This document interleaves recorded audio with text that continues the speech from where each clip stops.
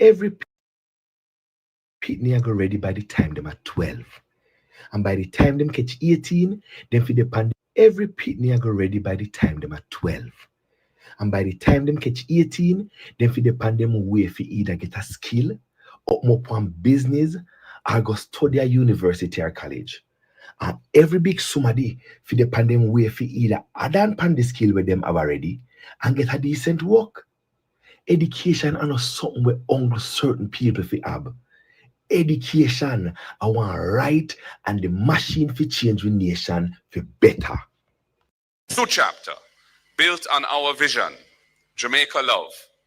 It stands on 10 pillars: justice for all, access to quality education, modern infrastructure, agriculture and food security, innovation and industry, care for the vulnerable, accountability in governance, land and housing, opportunity for youth, violence prevention, and environmental resilience.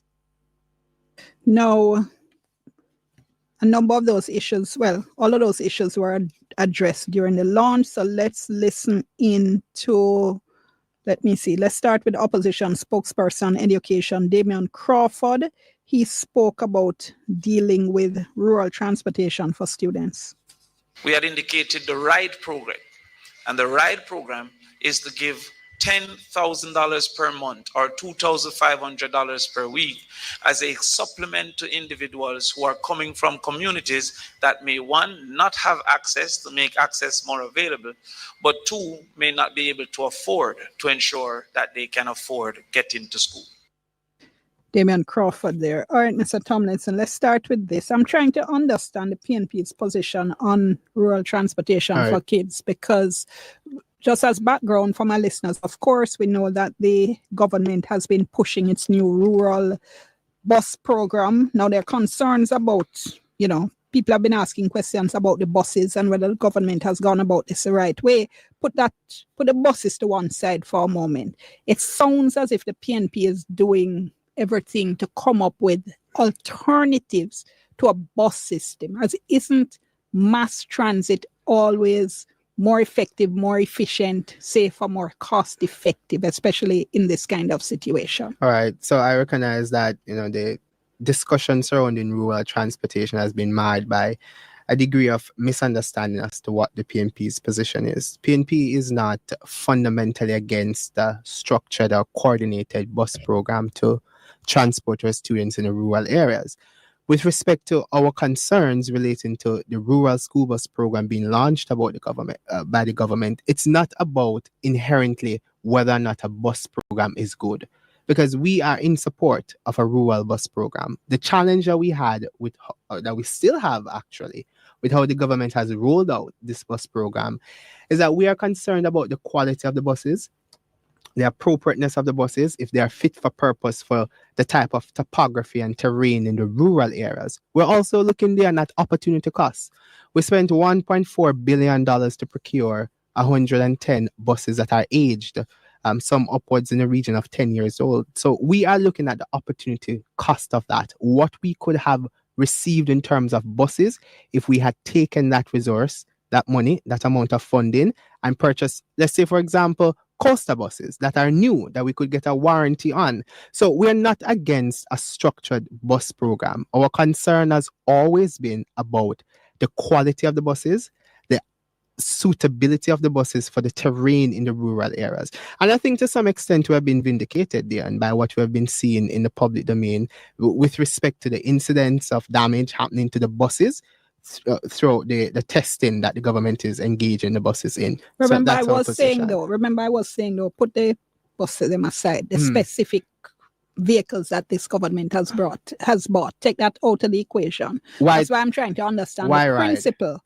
Because I'm looking at your manifesto. It says setting up a proper school bus system. But then you also have, in relation to the clip we just heard, this program that would subsidize student travel. Why not just go all out and say, let's set up a proper school bus system island-wide and done? Excellent question. When we assessed the challenges in the education system, we saw that. I'm so sorry. Hold on. I need to watch the clock. No It problem. is 5:30. take Let's it take the after. break. Do a little bit of business. Remember our WhatsApp 94 FM. I'm Dion Jax Miller. For today's program, we are looking at some of the plans and proposals put forward by the PNP in their manifesto launched last night. As I mentioned, as soon as the JLP launches its manifesto, we will offer them the same amount of time. Now, we're talking with campaign spokesperson for the PNP, Cleveland Tomlinson. Just before the break, I was asking him about the part in the manifesto where the PNP says they'll be setting up a proper school bus system, but then they also speak about implementing a subsidy program to give students, 20,000 students, primary and secondary, to give them $10,000 a month for student travel. And I was asking you, Mr. Tomlin said, why not just go all out and say, let's deal with the school bus system rather than doing the subsidy program? Right. Because when we sat down and assessed the reasons for the poor education outcomes in our schools, we recognize that absenteeism is a significant problem right there. In deep rural Jamaica, absenteeism is at around a rate of 55%. In rural area, is roughly 30%. So clearly, absenteeism is a problem. So you now have to ask yourself, what are the reasons behind absenteeism? When we look, we recognize that transportation is a problem. So it's not just about the affordability of transportation, it's also about the accessibility to transport our children to school. So there are some deep rural areas where buses will not be able to traverse those areas. A bus will not be able to navigate the terrain in the rural area. And given that many rural students live in deep rural area, a taxi is most appropriate. And what I want Jamaicans to recognize is that this exists in the status quo. Currently on the path, those students who are on the PATH program are allotted funding for transportation. What the PNP is doing is expanding that. So having this ride program is not mutually exclusive to having a bus program. Both can coexist. Because, for example, where I come from in deep rural Lloydersville, I have a area called Wanderbolas there, and you can't send a bus up there for 6 students. So you need a taxi that will be able to traverse that area, navigate the terrain there to take the students to the main road, and then they could board the bus. So they're not mutually exclusive and they can coexist. So in addition to having the bus program operating efficiently, because we will not procure age buses, we will procure appropriate buses for that terrain in the rural area. You will have the taxi, you will have those suitable transportation modalities being prepared to take the students from the deep rural area to the main road. They can board the bus. So they can coexist. And that is the pretext behind why we are supporting and proposing our ride program. A listener is saying, what would the PNP do with the buses the government has already bought at a cost of over $1 billion, seeing that you have so many issues with them? Yeah, the reality is that is regrettable. It's regrettable that we're at this point, and we think that had the government not been in a rush to make a political spectacle out of this, we would have been in a position where the country would have procured better buses. But because the government wanted to parade this for a political spectacle for the election, that's why the country is in the position that it is in now. So the money has already been spent. Clearly, what we'll do is to keep retrofitting the buses, and for the remainder of their useful life, we'll continue to use the bus. We'll be very vigilant with them to ensure that the safety of students is guaranteed. But Jamaicans can be assured that under PNP administration, we will not procure those kinds of buses because they're not suitable. And the evidence is clear for us to see. Another listener says, so the PNP is saying they fundamentally agree with the idea of a rural school bus program. Why then not use the $1.9 billion that the ride program will cost to buy the new coaster buses that you have steadfastly said are better? Except that question, doesn't take into account what I said as a justification for the ride program. Remember what I said is that you have some areas in deep rural Jamaica where a bus is not appropriate. A bus can't traverse that area. A bus can't navigate that terrain. You need a smaller vehicle. You need a taxi. The taximen know the area well. So, that is what is most appropriate. So a bus is not, as I said, I use my community for an example. A bus can't navigate the terrain of Wanderbolas. A taxi can. So again, you need the taxi to take the students from that part of the community to the main road where they can board the bus. You're not going to send a bus in one lane where the bus can't fit. That's not going to work. So there is a space for coexistence of the ride program and the bus program. It's not either or either. They're not mutually exclusive. And that's what the PNP is saying. All right, last question on this before I move on. Conway in Montego Bay says, my concern is with the subsidy. How do we know funds will be used as intended? Well, the PNP government is committed to the principles of good governance. Well, let me see if I get that question. She's asking, how will we know if How you know that the money you give for transportation expenses will actually be used for that and not, I don't know, forgot the answer. All right, I misinterpreted the question. I thought she wanted to know how will we ensure that the government will spend the money on that program. Well, the PNP is not reinventing the wheel with this initiative. It actually exists in the status quo. I alluded to it earlier by saying within the existence of the PATH program today, students who are on PATH, they are given a transportation subsidy. And we have not received evidence of being abused in the status quo. We don't have reports from the Ministry of Education that says PATH allocations are not being used for the purposes intended. And if that exists, it's certainly not to a considerable degree. So we are not concerned particularly about that happening.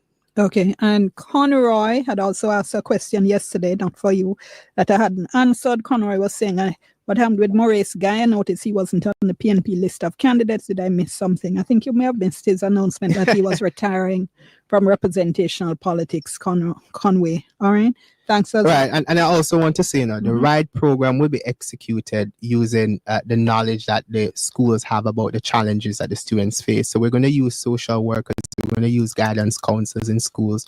We're going to use these individuals who are intimate with respect to knowing about the challenges that the students face so that we can find the students, we know where to locate them, we can send a vehicle for them. So, the students will be able to be located, and that's an important part. So that will help to mitigate the concerns about the abuse of the stipend that will be given. If you just joined us, we are talking about issues in the PNP's manifesto launched last night. We're talking with PNP campaign spokesperson Cleveland Tomlinson. We welcome your questions all throughout this program. WhatsApp is 876-254-0693. Now, the PNP announced last night that the manifesto is going to be available in various forms and that there will be a version that's going to be narrated in Patois. And they gave a clip of that. Let's listen in. This is with relation to education. We're going to take out all of the stumbling block them we end up in the Fanga school. The Rural Initiative to Deliver Education, RIDE, I go pay part of the bus fare for primary and high school picnic. We live in an area them where JUTC bus no run. 20,000 picnic, I go get up to $10,000 a month time based on how much them need.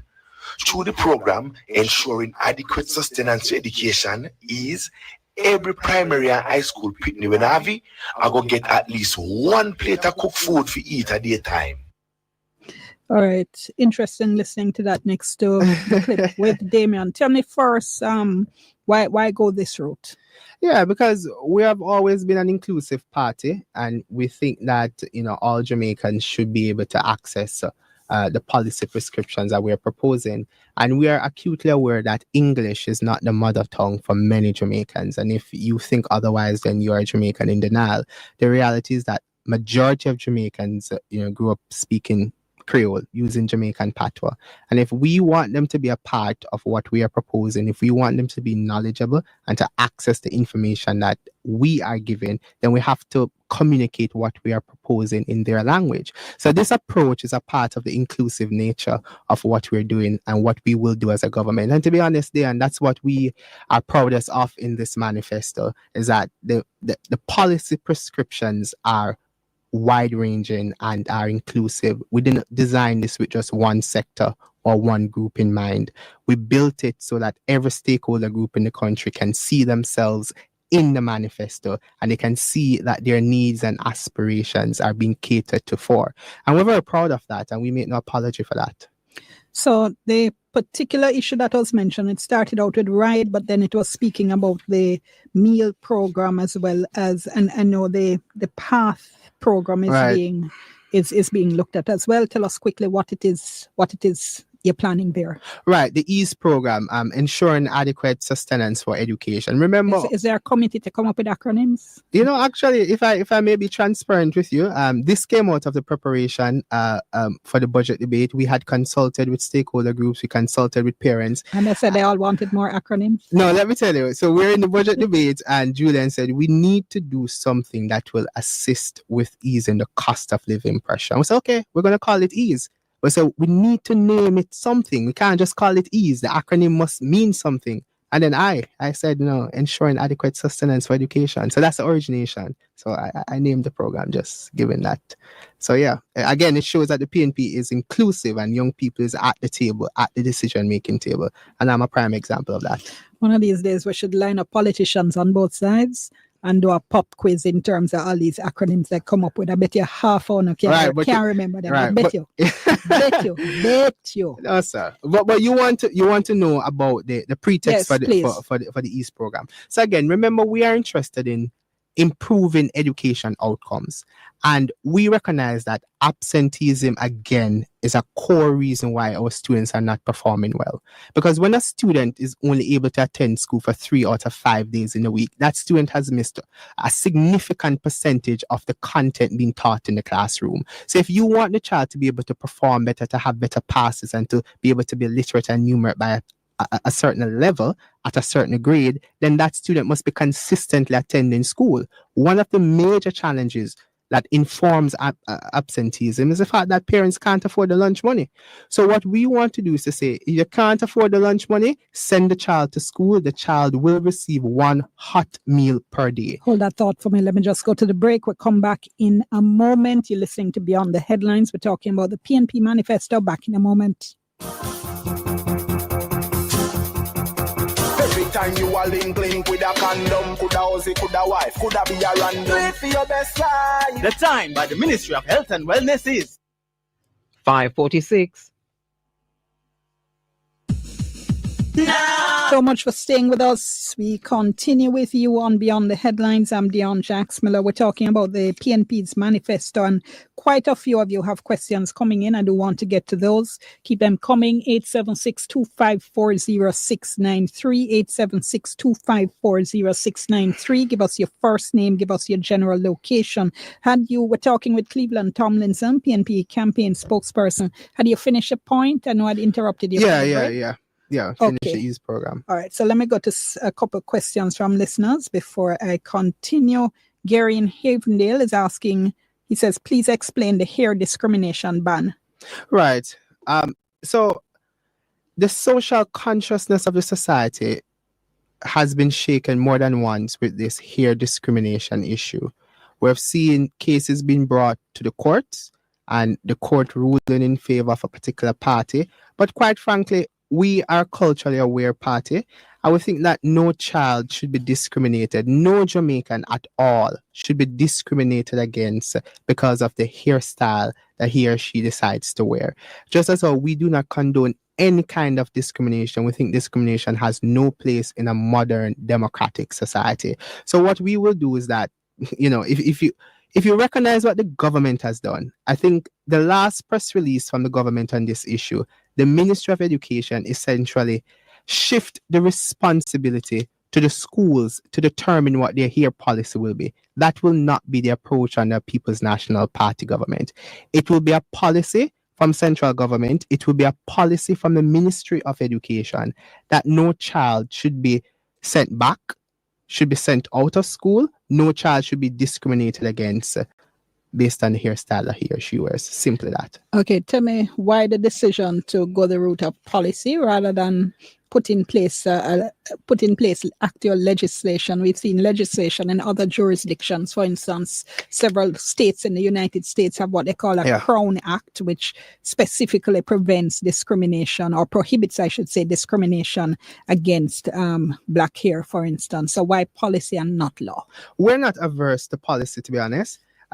We will start at the policy level. If we recognize that there are inadequacies, if we recognize that insufficiencies exist after, and then we are prepared to go the route of legislation. So to be honest, that's not something we're averse to, because we want to put an end to this. And if legislation is what is necessary to get the job done, you can be rest assured that the PNP will do that. Okay, Faye is asking, what are the new plans for pensioners? Oh yes, good question, Faye, and thank you for listening. We recognize, Faye, that inflation has eroded the purchasing power of all Jamaicans, and for many pensioners, the pension income is their sole source of income. So when you look at the amount of money that a pensioner receives weekly, some pensioners receive 3,400 weekly. When you take into account the reduction in purchasing power from inflation, then you recognize that that individual is unable to meet the standard of living necessary at that age. So what we intend to do is we're going to look carefully at increasing the tax exemptions on pension income. So there are some tax exemptions that exist now, and we have stated it in the manifesto. A PNP-led administration will look at increasing the tax exemptions that exist. So what that will afford an individual is that there will be a greater tax-free threshold, which essentially means that pensioners will be able to take home more of their pension, and will not a significant portion of it will not be subjected to income tax, and that's important. All right, I'm listening to your language, and you say a PNP government would look carefully at the tax exemptions. Your manifesto actually is more decisive, though. It says remove tax from pension income. Well, with respect to that, we had put out a revised version of the manifesto this morning. So you can find an updated version on our website. So we have adjusted that language, and the new adjustment is that we will increase the tax exemption on pension. So that language from which you're reading from is redundant, because we have made some alterations to that. Okay, since I got that today. All right. And we apologize for that. Okay, but why though? Why the change? Because this sounds, I can imagine Faye and others would have much preferred the more definitive language of removing tax. So the kind of sound like on a gone wishy-washy now. No, I wouldn't say that, because remember, no, a government has to be fiscally prudent, and we have to be able to balance the books and balance people's lives, and we have to give concerns to both sides of the coin. So while we want to be able to provide a degree of relief for our pensioners, we also have to look as well on how well we manage the books, the fiscal cost of it, and how that will be accounted for in the budget. So we think that adjusting the tax exemptions will be able to afford pensioners a decent amount. Notice as well, it has been increased in the past, and the PNP-led administration is prepared to go further because inflation continues to erode the purchasing power. So that's the pretext behind the adjustment. It's about balancing people's lives, and that's crucial going forward. And I suspect Faye would also have wanted to hear, apart from taxes, hear some kind of promise to actually increase pensions. Yeah. So our focus will be on growing the economy, because it is through growth in the economy that we'll be able to generate the tax revenues to respond to the social needs that exist, to strengthen the respective social safety nets. And pension is a part of that social safety net. So when we're able to grow the economy, and that will be the foremost, let's say the foremost initiative of the PNP. On day one, our agenda will be to grow the economy. And we're not going to accept 1% growth. If you look at the fiscal policy paper, the government has projected that through 28, from this fiscal year through to fiscal year 28-29, they're anticipating that the economy will grow by 1%. That is woefully inadequate, cannot generate the adequacy in revenues needed. So when there's growth in the economy, the PNP is interested at looking at how we can strengthen social safety nets, and pension is also a part of what we regard to be a social safety net. Sorry, Faye, no joy for you yet. But since you mentioned the words fiscally prudent, I was going to ask this a little later, but let me throw this in here, because listeners are going to be listening to all of this and saying, okay, there's which I've been saying for a couple of months. You guys haven't given us a costing or even rough estimates for a lot of what you're proposing. So how do we know you'll even be able to do it? No, we have actually. Recall a few days after the opposition leader presented his budget presentation, we had a press conference where we outlined the costing for our programs, and I can give you the costing. So for the EASE program that we spoke of earlier, ensuring adequate sustenance through education, that's roughly around $9.7 billion. And if it's comfortable within the budget, I'll explain the funding sources. I've given you the costing now since you brought that up. The EASE program will cost roughly $9.7 billion. The RIDE program will cost roughly $1.9 billion. And there are other initiatives that we can talk about later. The First in Family Scholarship, which will cost roughly $3.9 billion. The Agricultural Development Fund, we estimate that to be $2.5 billion. The income tax waiver for small businesses at $1 billion. The Emerging Industries Fund, $1 billion. The reversal of the asset tax over 5 years, $2 billion over 5 years. Right, and we have our way. We'll have our way of funding these proposals. So let me explain how we'll fund them. Within the budget, we have what's called a discretionary element. So if you look at how the budget is structured, you have recurrent revenue, so you have tax revenue and non-tax revenue under that. You have loans, grants, capital revenue that would come from a capital development fund. And those areas, those components make up what the total budget is. But within the recurrent expenditure, within the budget, there is an element that's called the discretionary expenditure, which is what the priorities of any administration is. So those priorities will be prioritized by any administration, to be honest. So they will fit their expenditure profile or craft their expenditure profile to reflect their priorities. And the discretionary component of the budget is roughly $360 billion. So when we look at the full cost of our initiatives, we are looking at roughly $23 billion. If you want to be a bit more liberal with that, at most $25 billion. That fits comfortable within the discretionary envelope of the budget, which is $360 billion. But in addition to that, we are anticipating that there will be annual organic increase in revenue. And that is also accounted for in the fiscal policy paper. So the government... Hold that thought for me. We're going to pick up when we come back. We are talking on Beyond the Headlines. I'm Dion Jax Miller, continuing today's special program, spending the entire program looking at issues coming out of the PNP's manifesto and putting as many of your questions as I can to the PNP rep we have in studio, Cleveland Tomlinson. Now, just before I go back to a couple of clips as well as some more of your questions before the break, I'd asked Mr. Tomlinson about, how they're going to pay for it. Right. And you're quite right. My apologies that because it was after the finance minister in her closing presentation said that what Mr. Golding had presented, what the PNP had presented was an implied budget. You then had a press conference and put some figures to the various proposals. So I not generally seeing those throughout here though, but you were speaking about how it is the PNP plans to fund this program. So I'm going to let you go. Right, I started with readjustment of a discretionary expenditure, and that component in the budget is roughly $360 billion.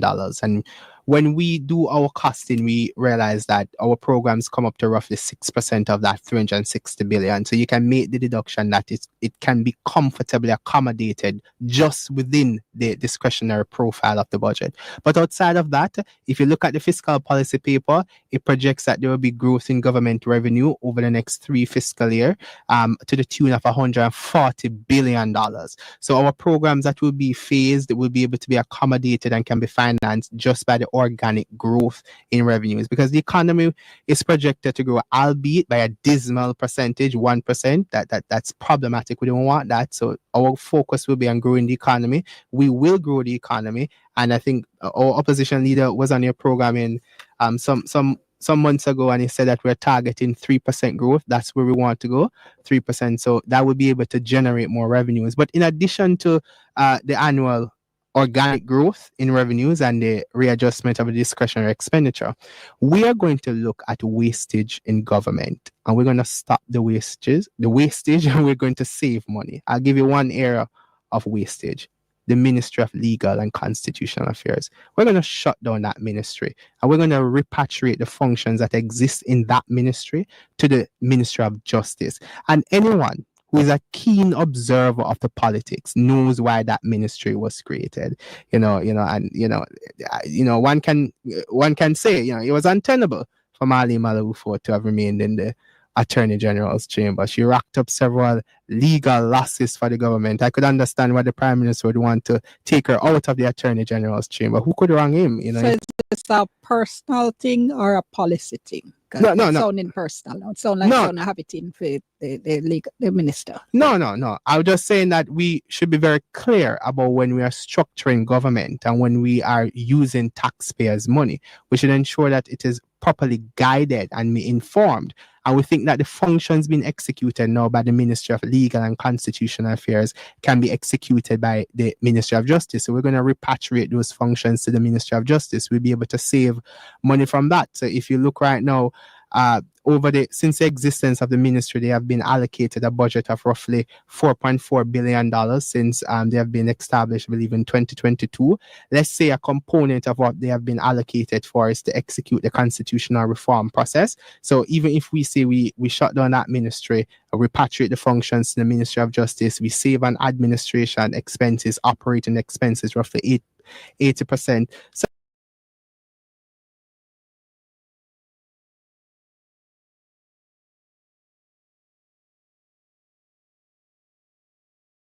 a student loan.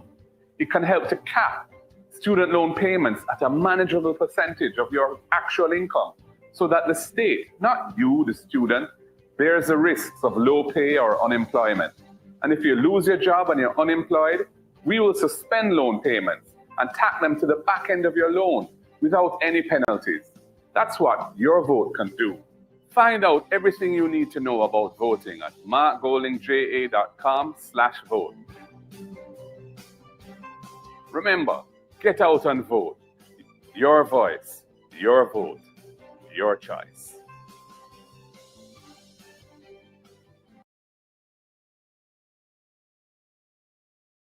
Crime and safety. Your future depends on the right measures for crime being put in place. And I think you're mature and smart enough to realize it's not just about police and soldiers patrolling the streets. It has to start with healing ourselves and our communities and giving our at-risk youth a second chance to become productive citizens. Many of you will know a young person that the education system failed, who, if he or she had that second chance through mentorship, training, remedial education, and job placement, could become a positive contributor to our society instead of chopping and pushing badness. Time come to use your vote to change that. Find out everything you need to know about voting at markgoldingja.com/vote. Remember, get out and vote. Your voice, your vote, your choice.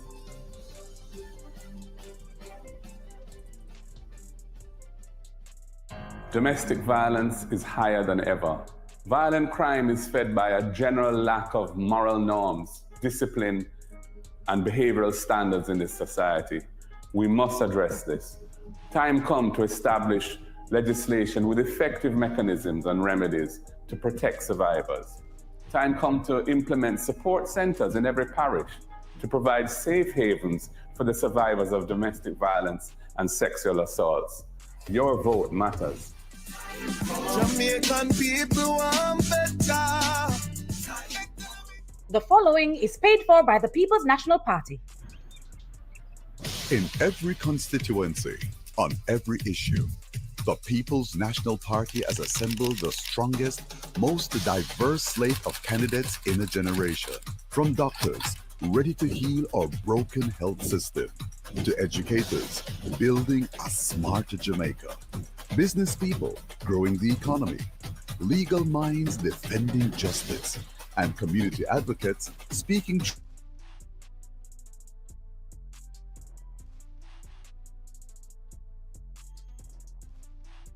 Led by Mark Golding, a good man with a good plan.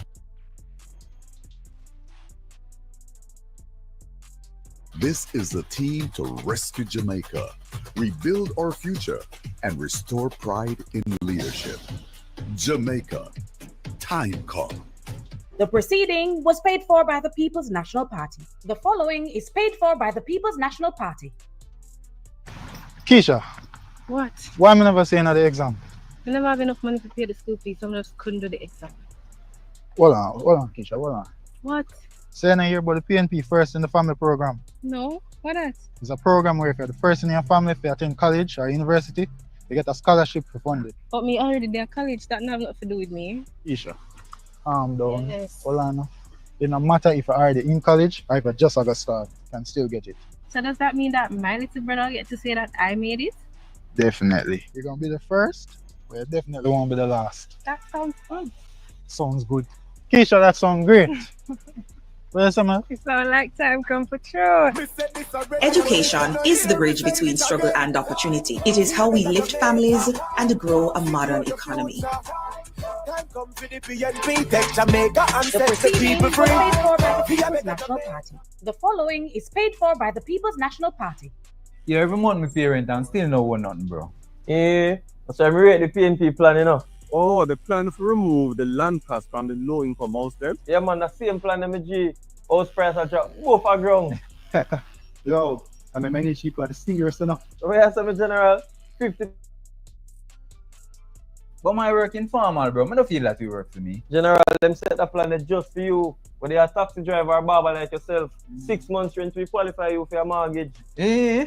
Yeah, Yo, man. that big. Yeah, man. Plus young people are trying to get a house for the first time. First time owners, 45 and under. I will get 500,000 grand towards the housing deposit. How much you can use that to walk in a house? 45. That means you own no house now. Well on there, brown man, how much?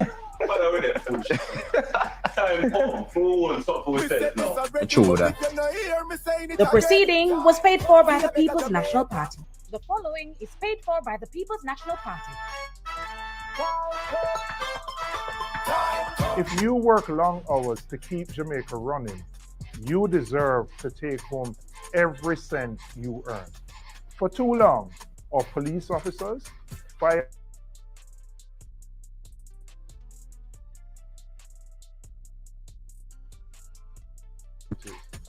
that ends with the next PNP government.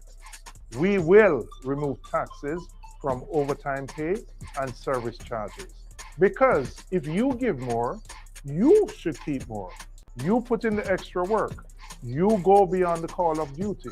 Your sacrifice should be rewarded, not taxed. It is time for fairness. It is time for respect. Jamaica, time come for a better life. The proceeding was paid for by the People's National Party. There comes a point in each person's life where they are tasked with an important decision. A decision that may affect not only them, but also their country. Change gon' come, change gon' come, yes it will. A decision to keep things the way they are,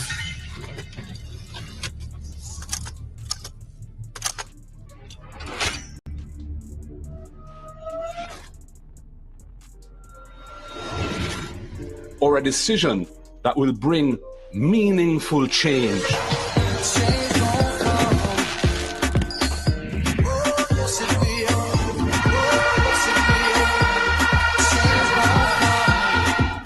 We choose change to provide wider access to homes and land ownership, for good health care. There's a travel advisory issued by the U.S. State Department advising of the poor state of our hospitals and the prohibitive costs associated with accessing private health care. And access to quality education from early childhood to the tertiary level. A change to decrease crime and give our youths a chance. A change from unfulfilled promises to renewed trust. A change from corruption to good governance. I were in your position, I would take for myself and hand over to someone else who is not compromised. We choose a Jamaica that is run democratically, not autocratically. We choose a Jamaica where if you break the law, you pay the price, no matter who you are.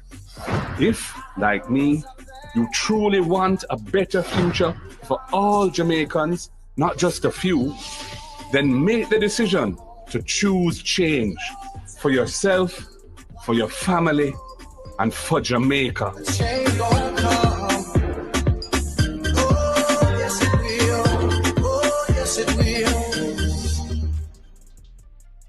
The following is paid for by the People's National Party.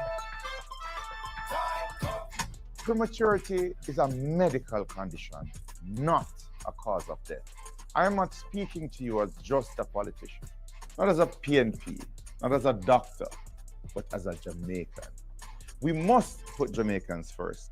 We must modernize hospitals and clinics, expand primary care, train and keep more nurses and doctors, strengthen maternal and child health, and expand mental health services in every parish. This is about more than healthcare. It is about life, dignity, and hope. Because in a new Jamaica, no mother should fear losing her baby or her own life, and no Jamaican should be left without care. Jamaica, time come for a better life.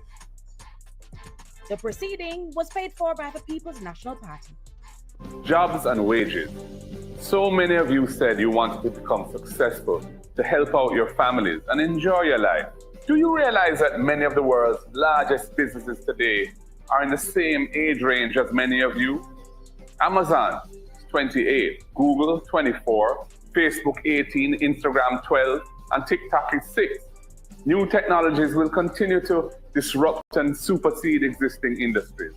And as the world goes increasingly digital, Jamaica must not be left behind. We need our own digital transformation, bringing affordable broadband internet to every Jamaican home to help our young Jamaicans to compete and outshine their peers across the world. Your vote can help us to make those necessary changes. Find out everything you need to know about voting at markgoldingja.com/vote. Remember, get out and vote. Your voice, your vote, your choice.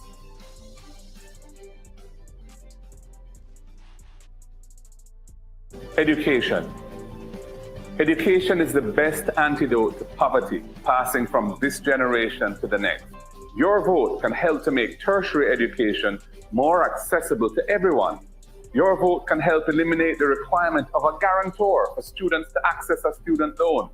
It can help to cap student loan payments at a manageable percentage of your actual income so that the state, not you, the student, bears the risks of low pay or unemployment. And if you lose your job and you're unemployed, we will suspend loan payments and tack them to the back end of your loan without any penalties. That's what your vote can do. Find out everything you need to know about voting at markgoldingja.com/vote. Remember, get out and vote. Your voice, your vote, your choice.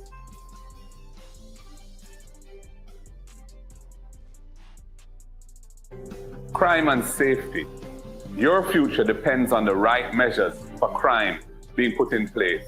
And I think you're mature and smart enough to realize it's not just about police and soldiers patrolling the streets.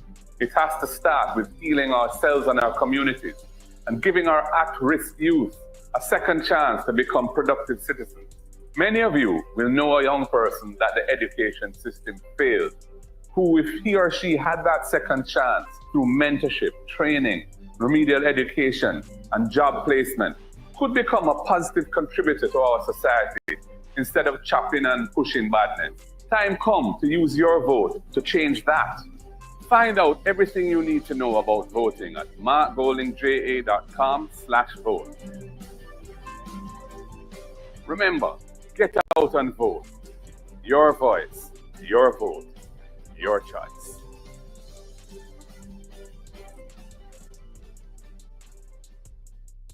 Domestic violence is higher than ever.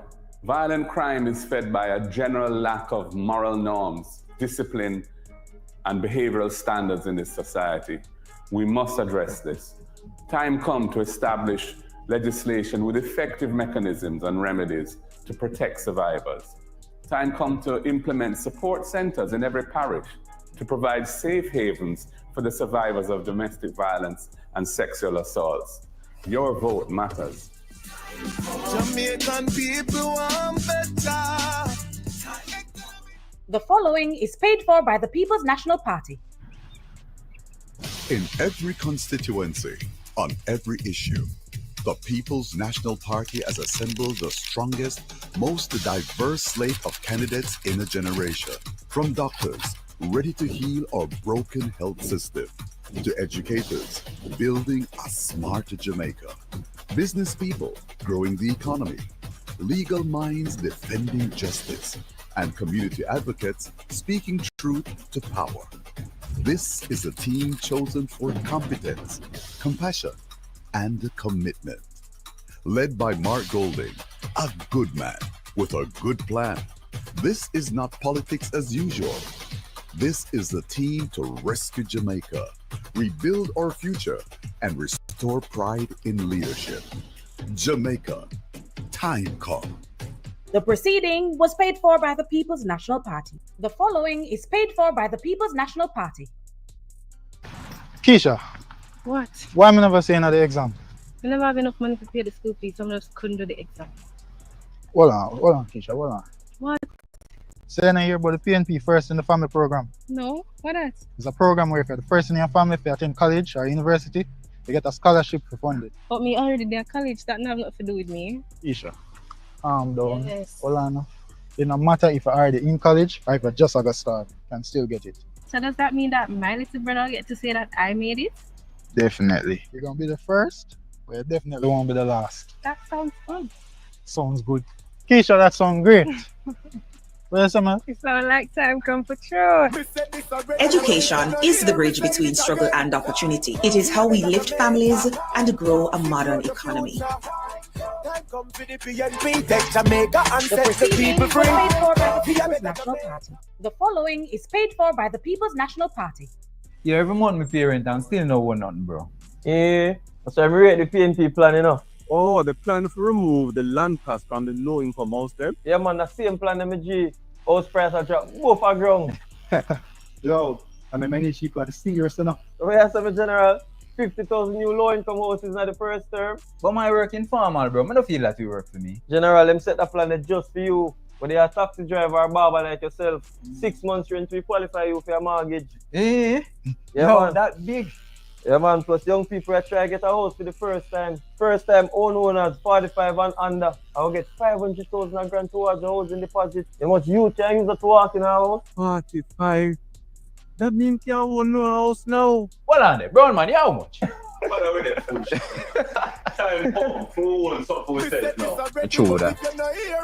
The proceeding was paid for by the People's National Party. The following is paid for by the People's National Party.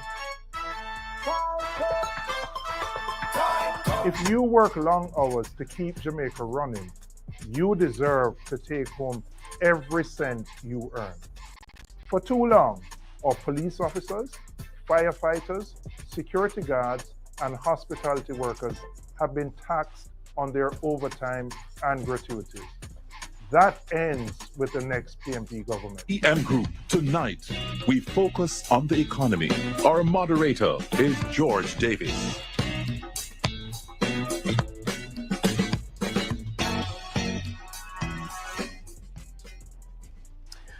Welcome to the second of the political debates organized by the Jamaica Debates Commission and staged before a live studio audience. The debates are intended to assist in identifying, clarifying, and understanding the issues being presented in this. The general elections. This evening's debate focuses on the economy and is a team debate. Members of the panel of questioners are Andrea Chisholm, TVJ, Al Edwards, Our Today online financial magazine. Taking and presenting questions from the public is our social media editor, Amoy Harriet, CVM TV. I am your moderator, George Davis. As is customary, the audience is not to applaud the debaters, except for now, after we announce each team. For Team JLP, Dana Morris Dixon.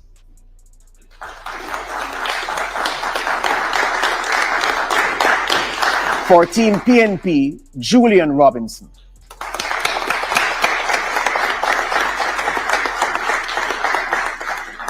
For the JLP, Favour Williams.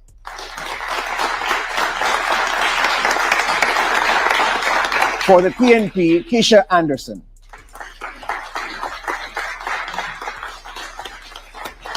And for the JLP, Chris Tufton.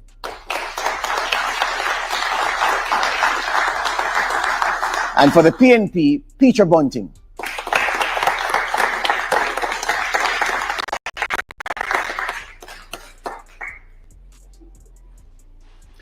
The guidelines for tonight's debates have been previously agreed and are posted on the Debate Commission's website at www.jamaicadebatescommission.com.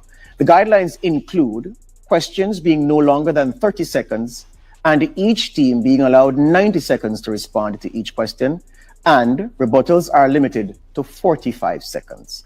The questions posed in tonight's debate will come from two sources. The first source is you, the public. Send us your questions via direct message on Instagram, Facebook, and TikTok to Jamaica Debates. These will be checked, selected, and asked by our social media editor. The second source of questions is from our panel of journalists.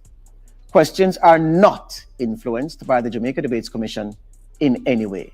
Providing sign language interpretation services this evening is Ms. Jane Litchmore, who teaches sign language at an international level and who previously provided sign language services on the former Jamaica Broadcasting Corporation and Television Jamaica, and who also represented the Jamaica Association for the Deaf.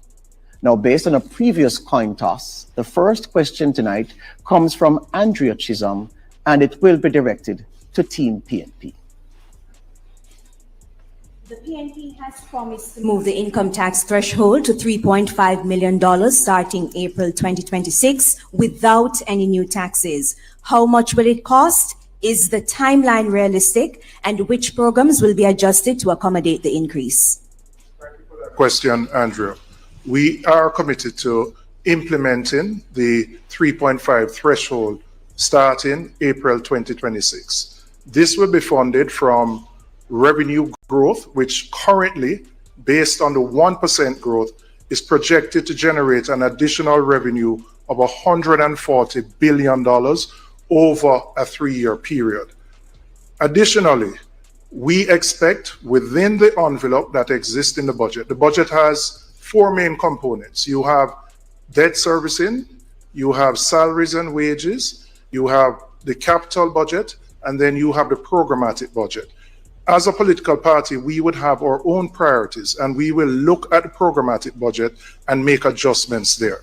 But we will begin implementing the 3.5 million threshold April 2026. However, there are other programs that we have announced that once we assume office, we will immediately, within the envelope that exists for programs, see how we will implement them. For example, ensuring that every needy child gets a hot meal per day. The first in family who goes to university to have a full scholarship. And also the $500,000 grant, which will be given to young first-time owners. So we are going to ensure that we do this in a responsible way fiscally without affecting the budget. Thank you, Team PNP. Thank you, Team JLP, your rebuttal. Lies, lies, lies. It cannot be done without imposing new taxes on the backs of Jamaicans. Your 3.5 is the biggest political scam since the history of Jamaica. It cannot be done. You are the people who said when we introduced the 1.5 that it couldn't be done. It would wreck the budget. How do you get from 1.5 to 3.5? It's 3.5 now, right? It used to be 2.3, 3.2, all over the place. Can't be done. All right. Andrew would like to use the first of her 2 follow-up questions. From Team PNP, I did not hear the cost of the proposed increase in the threshold, nor the programs to be readjusted to accommodate the increase. The cost of the increase in the threshold would be $55 billion. Now, no political party implements every single thing in 1 year. So we are going to ensure that the implementation is done, which protects the fiscal sacrifices that have been made and will ensure that the adjustments are consistent with the budget. So it's $55 billion that this particular program will cost. And in terms of the readjustment of programs, that is something that we will do once we get into office. When we look, we have priorities which are different from the current government's priorities. And we will make those adjustments within the envelope of $360 billion, which currently exists for programs in the Thank budget. you, Team PNP. Team JLP, you have a rebuttal, 45 seconds. But first of all, I think we have to be careful about what we hear from that side, because they have been flip-flopping on the issue of income tax threshold and for some time. Their leader has said one thing, then he said he wasn't sure, then he said he wants to do another thing. The principle of increasing the threshold is something that is desirable. Let us be clear, because we did it. We were the ones who came with 1.5. We're moving now to 2.0. And indeed, we are the only government that have reduced taxes in several ways to benefit the Jamaican people. The challenge is the practicality of their solution. This is a one-week proposal, a proposal to win Thank you, votes, Team JLP. which can't work. Thank you, Team JLP. Al, you get the chance to pose the first question of the evening to Team JLP. Hello, good evening. How do you do? On Sunday, the JLP promised to reduce income tax to 15% over a phased basis if it secures a third term in government. This is estimated to cost the country around $135 billion. Where will the money come from to accomplish this, considering there is a projected to be a $35 billion deficit in the budget, and given that many people work in the underground economy? I'm not sure where that number came from. Our number, based on the technocrats who did it, put it at between 25 to $30 billion. That's our number. That is doable. We are the party that did the 1.5 in a responsible way. We are the party that moved the threshold from 1.5 to 1.7 to 1.8. Next year it'll be 1.9 and then 2.0. We know how to handle the tax affairs, the revenue affairs of the country, and we are going to move with this in a responsible way over time, ensuring that we continue to give back to Jamaicans. You've seen us do the reverse income tax. You've seen us do a number of initiatives, all with the goal of ensuring that the Jamaican people get back monies in their pockets so that they can provide more for themselves and their families. This administration has been very much the administration that's pragmatic. We have always said to Jamaica what can be done, and then we have done it. We did it with 1.5, and we're doing it again with 2.0, and also our other proposal in terms of 15% income tax. We never say what we cannot do, unlike Thank our you, Team opposition. JLP. Thank you, Team PNP, your rebuttal. 45 seconds. I want to remind the country that the 1.5 that they boast about cost the country $31 billion in new taxes implemented by the Jamaica Labour Party. The Minister of Finance is saying her estimate is 25 to 30 billion. She's applying the same Pro Box maths that she said you can use $2,000 a month for buy a Pro Box. The most conservative estimate for their program to reduce the income tax rate is $68 billion. So where do you get your maths from? Tell the country, how will you finance it? Which programs will you cut? Where will the money come from? Thank you, Team PNP. Social media has a question, Amoy.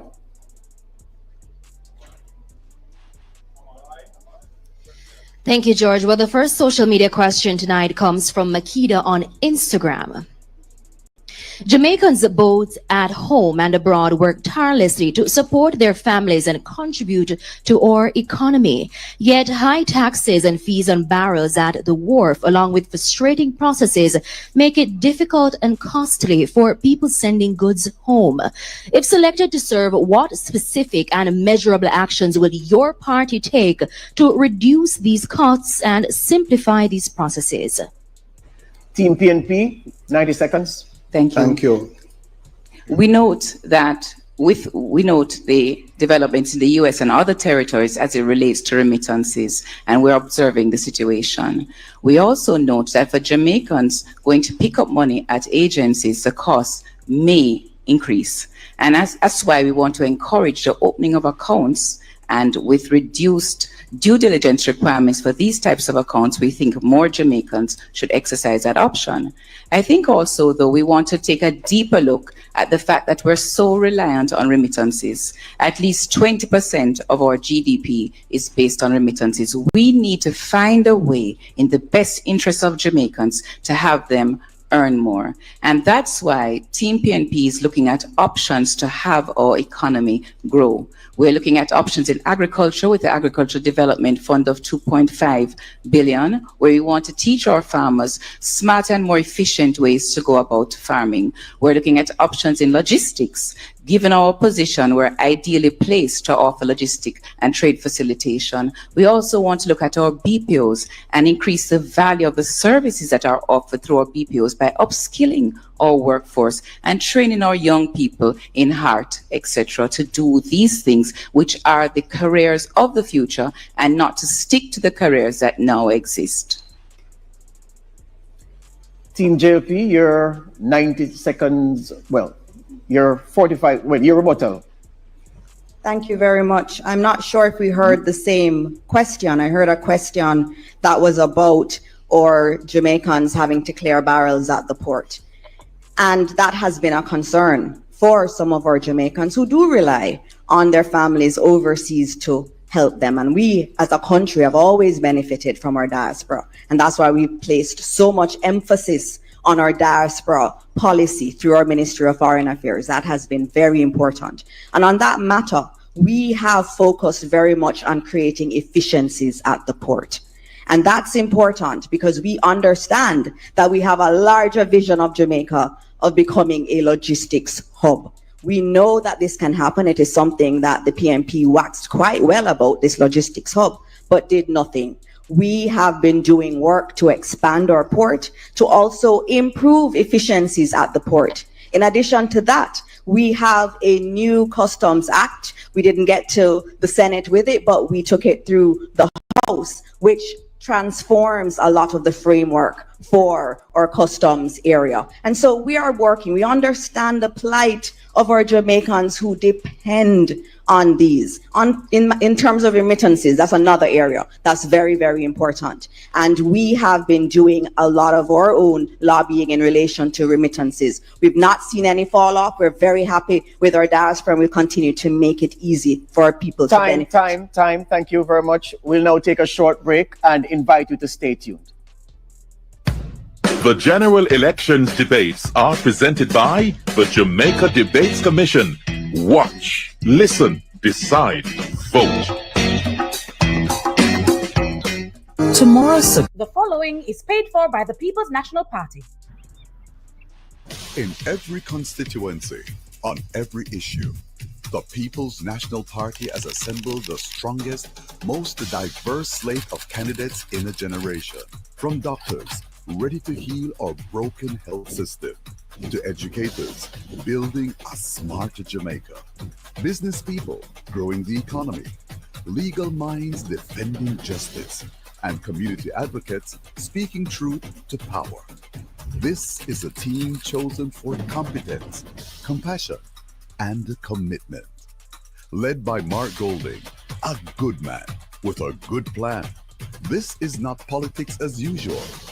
This is the team to rescue Jamaica, rebuild our future, and restore pride in leadership. Jamaica, time come. The proceeding was paid for by the People's National Party. The following is paid for by the People's National Party. Keisha, What? why am I never saying at the exam? I never have enough money to pay the school fees, so I just couldn't do the exam. Hold on, Keisha, hold on. What?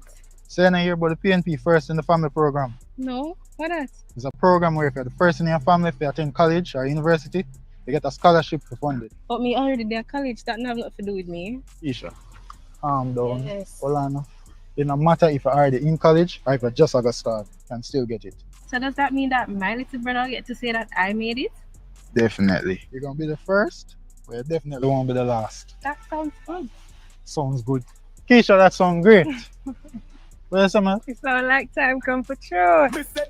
Education is the bridge between struggle and opportunity. It is how we lift families and grow a modern economy. The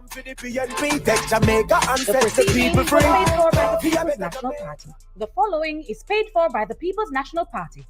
Yeah, every month my parent and still no one nothing, bro.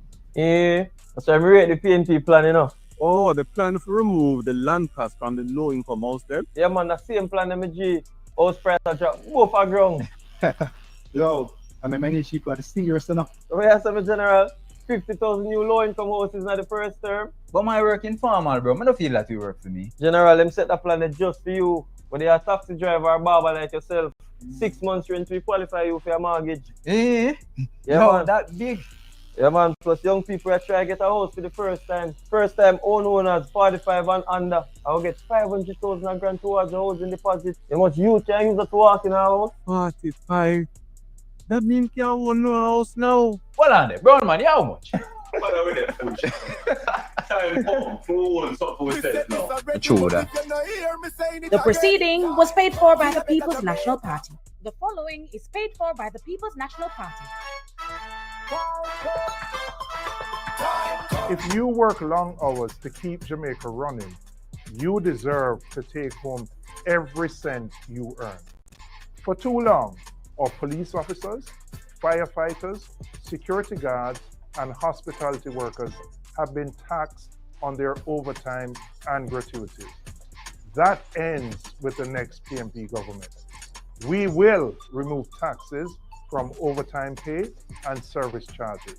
Because if you give more, you should keep more. You put in the extra work. You go beyond the call of duty. Your sacrifice should be rewarded, not taxed. It is time for fairness. It is time for respect. Jamaica, time comes for a better life. The proceeding was paid for by the People's National Party. There comes a point in each person's life where they are tasked with an important decision. A decision that may affect not only them, but also their country. Change gon' come, change gon' come, yes it will. A decision to keep things the way they are,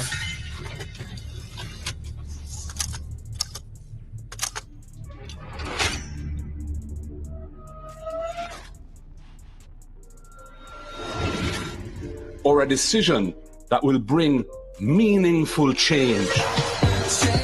Welcome back to the Economy Debate presented by the Jamaica Debates Commission. We invite you, the public, to send us your questions via direct message on Instagram, Facebook, and TikTok. Send them to Jamaica Debates. Well, we now ask Andrea Chisholm to start this segment with a question for Team JLP. The public sector wage bill consumes close to 50% of tax revenues. The Independent Fiscal Commission has recommended the reintroduction of a cap on public sector wages as a percentage of GDP. But in March, the Standing Finance Committee of Parliament was told the cap was not being considered. Why was the recommendation ignored? For the public sector wages, I know when you look back in history, there used to be it calculated as a percentage of GDP. With our current fiscal rules and our debt to GDP rule, those are the two kind of guardrails that we use on the budget to keep everything in line. If we do that, if we keep that focus on our debt to GDP and on our fiscal balance, then everything in the budget will align, and it would not be necessary, it has not been necessary to keep a cap on the wage bill that way as a percentage of GDP. And as a matter of fact, one time in our history, it was done.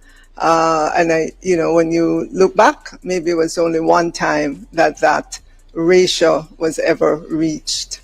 So there's good faith and confidence in the fiscal balance rules and the debt to GDP in order to help us to keep everything in line in the budget. Can I also quickly say that this government has done the boldest move to reform and restructure the public sector. First of all, we had 300 different salaries packages, 180 different allowances were consolidated into 16, and it has taken time. We need that time to sort that out. Jamaica's tax burden at 29% of GDP is the highest in the region. Our middle class has been hollowed out by a generation of belt tightening. It is time that our nurses, our teachers, our police officers, our public servants get to enjoy some of the benefits of years of tight fiscal management. It can't always be that when it comes time for the people to benefit, we are talking about managing fiscal. We will observe the fiscal rules, but we believe we must do a social transformation for the people. Time, thank you very much. Question for Team PNP, Al.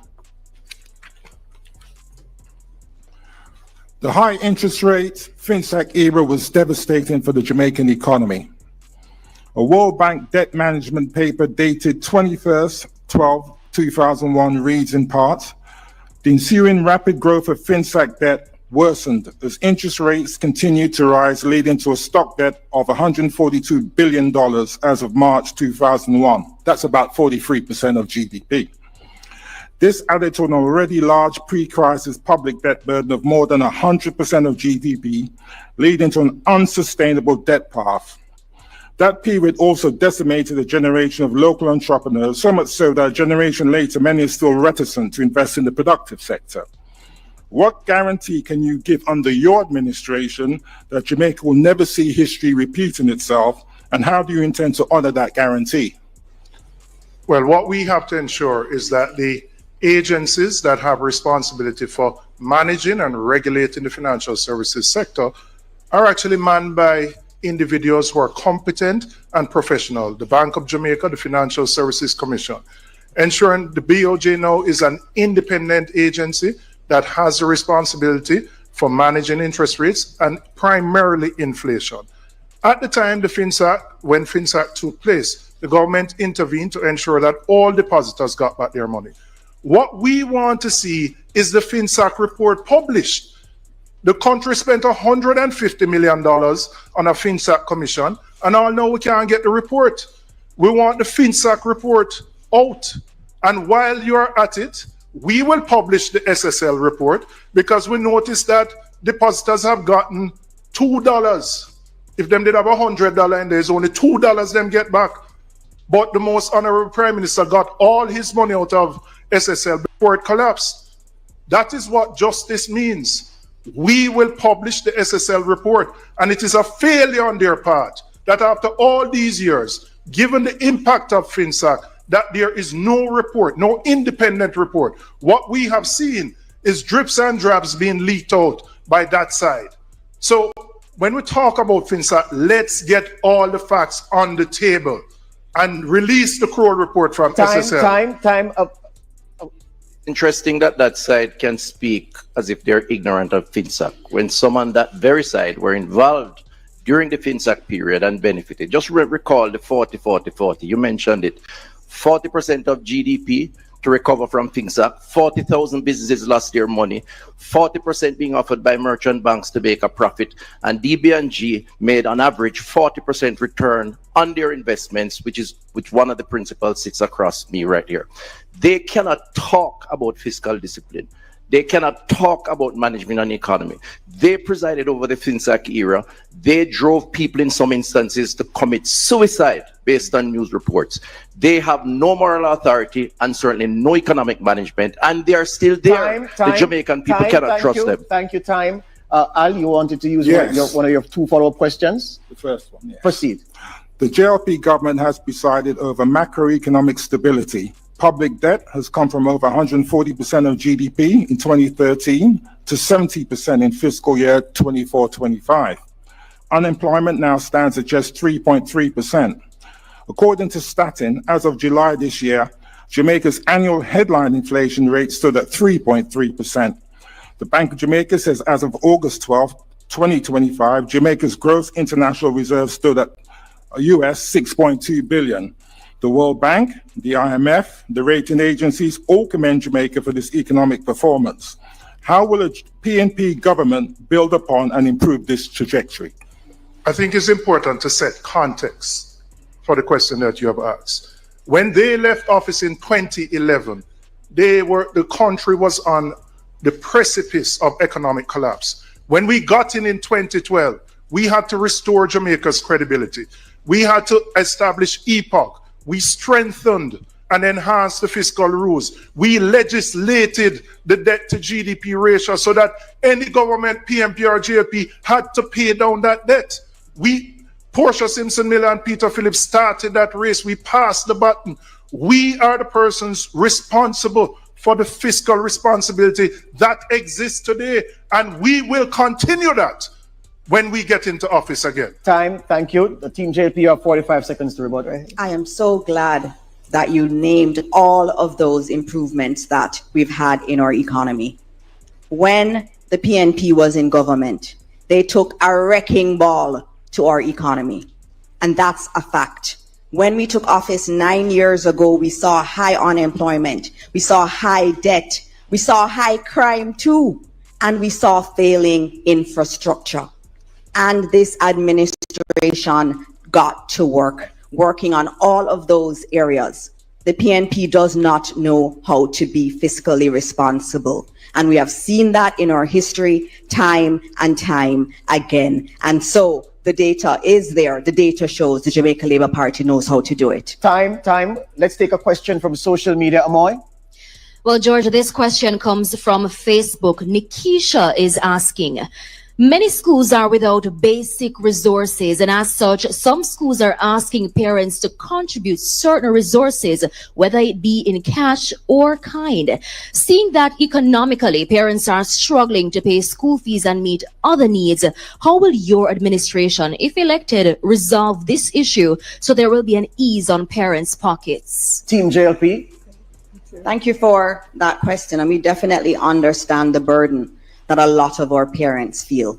And it is for that reason that we have focused quite a bit on how we can get our children to school. Let me give you some realities from going around to our schools, especially in rural areas. When I go to school on a Friday, classes are sometimes half empty. And when you ask our teachers why, they say money ran out. What keeps them at home? High transportation costs, and also the high cost of lunch. And that's what we have decided to focus on. The rural school bus system is precisely because of that.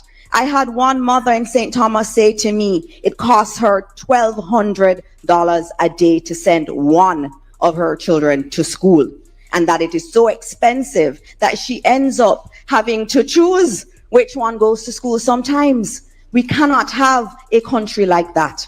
In addition to that, in terms of our meals, we have expanded meals to 5 days a week for those on path who need it the most. In addition to that, we're now going to be adding breakfast to our students in our schools that are the most underperforming. All of that on the backs of the hard work of Minister Williams and the Ministry of Finance team. We understand the costs, and we're working hard, including in providing more books in the public sector so that our parents can have less of a burden. Time, Team PNP, your 90 seconds.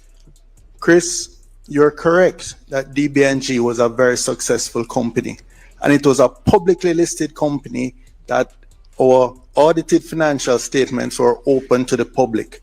So everyone knows where Peter Bunting and Mark Golding got their wealth from. You and your Prime Minister cannot say the same. Now, in terms of our arrangements for public transportation, particularly rural school transportation, that school bus system was a political gimmick. We cannot be buying new trucks to transport garbage, and we're buying 15-year-old buses to transport our most precious cargo, our children. That was just an opportunity for somebody to eat a food. Let us be clear about that. It was totally unsuitable. In deep rural communities, we cannot afford parallel transportation systems, a school bus and a system for adults. So what we have proposed is a subsidy of 10,000 per month per child for those parents who need it, for those children who are unable to attend school 5 days a week. What we have proposed is a hot meal every day for those children who need it. That is real progress. I'm surprised too, Peter, that the Minister of Education is speaking as if she didn't know all of this. Time. Andrea, your question for Team JLP. The requirement for a 12-year experience in law enforcement was removed from the January 2025 job advertisement for the position of Chief Technical Director of the Financial Investigations Division. Why was the law enforcement requirement removed? I want to make it clear that on the job description for the head of the FID, there are a number of different qualifications that an applicant could have. There were at least 6 different skill sets that that applicant could have. When the whole process of going through recruiting was done outside of the Ministry of Finance and the Public Service, and they went through a very public recruitment process. The job was advertised, interviewed. No one qualified to be accepted. Normally, in the course of advertising for jobs, if you go out once, if you go out twice, and you see that you're not getting the skill set, the particular skill set, and the job description allows you to be flexible, then obviously, as a responsible HR person looking to fill the position, then you would do that. That is what was done. There's nothing underhanded about it. It was all transparent. And we have a very competent person heading the FID currently, and I look forward to continue working with him. Team PNP, your rebuttal. This is not true. I know as a certain fact that senior police officers with investigative experience for many years, who have coordinated international investigations, who have headed the intelligence bureau, they applied for the job and they were turned down. The truth of the matter is it was a set hand. Dennis Strong applied for the job when he said he saw nothing wrong with in the Integrity Commission report. There were clear red flags for money laundering, cash from undisclosed depositors deposited to the Prime Minister's personal account, 470 billion flowing through multiple accounts. That's called layering. These were clear red flags. Thank you very much. Time. Al, your question for Team PNP. A look at MSMEs.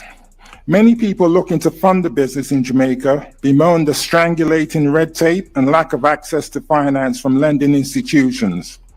In the new century, we're seeing the rise of new types of businesses, young people into digital technology, the creative and services sector. Harold Davis of Jamaica Business Development Corporation makes the point that access to finance has 2 sides of the coin, and that it's appropriateness of the financial product that is available. And when I say appropriateness, I speak of the product that is right for the particular industry or the particular stage of business of the entrepreneur.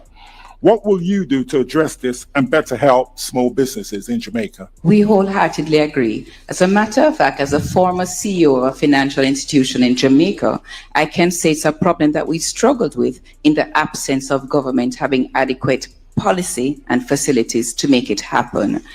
We will, as the next PNP administration, ensure that we revisit the loan processes for our MSMEs. We recognize that they're an important part of the engine of growth for the economy, and we recognize their struggles. We note that we would have to help them with some amount of business planning. We'd have to help them to get themselves ready to borrow.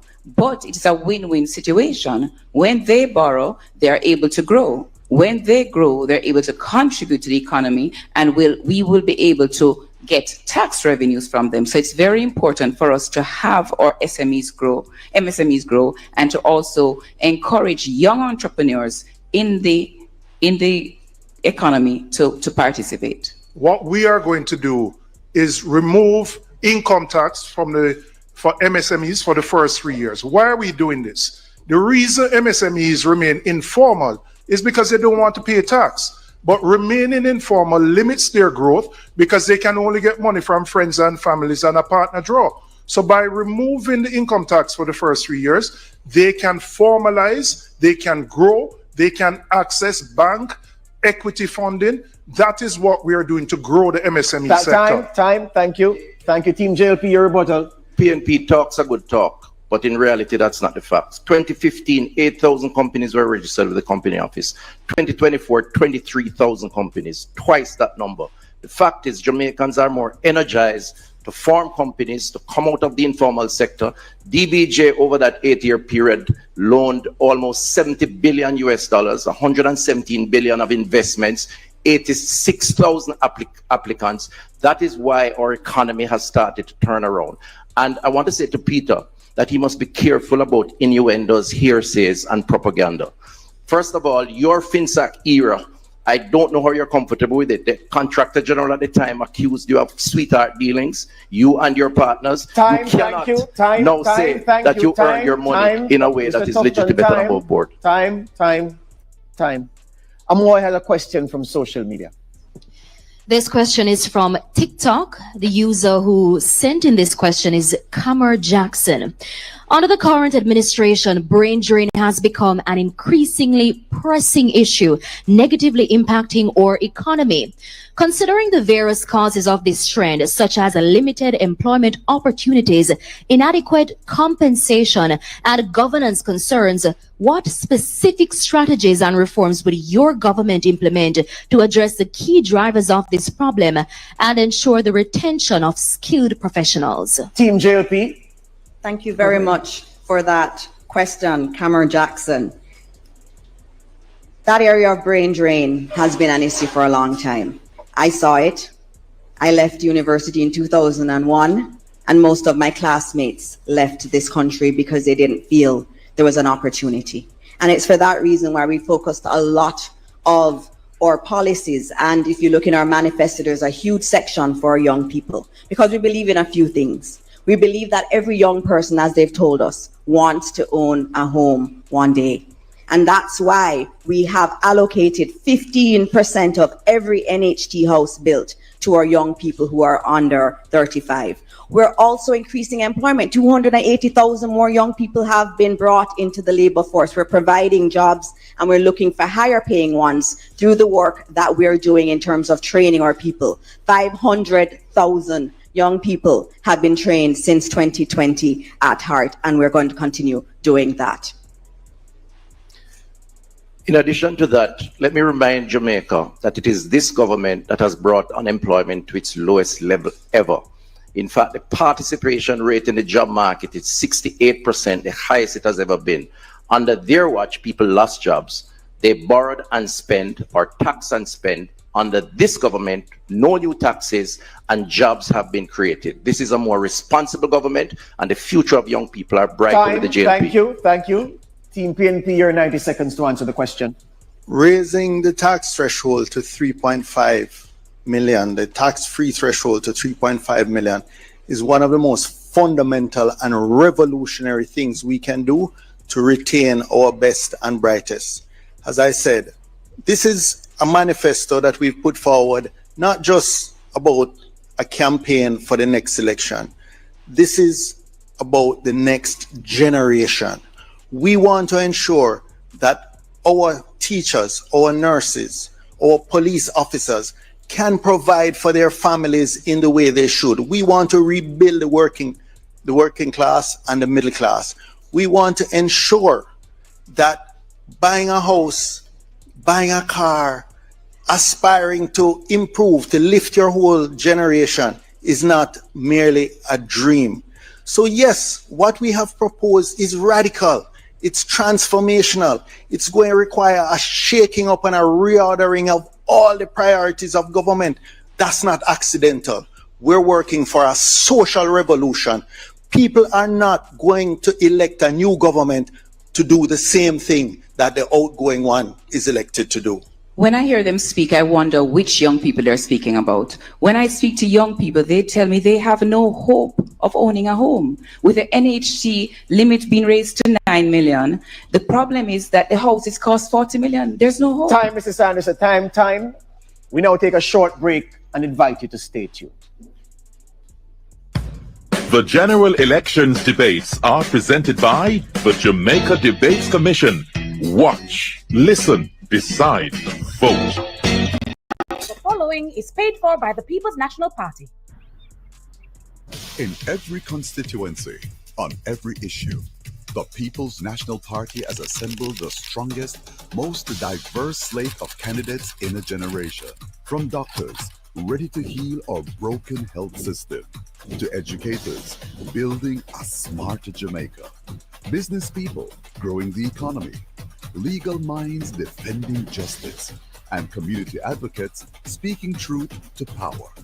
This is a team chosen for competence, compassion, and commitment. Led by Mark Golding, a good man with a good plan. This is not politics as usual. This is the team to rescue Jamaica, rebuild our future, and restore pride in leadership. Jamaica, time come. The proceeding was paid for by the People's National Party. The following is paid for by the People's National Party. If you work long hours to keep Jamaica running, you deserve to take home every cent you earn. For too long, our police officers, firefighters, security guards, and hospitality workers have been taxed on their overtime and gratuities.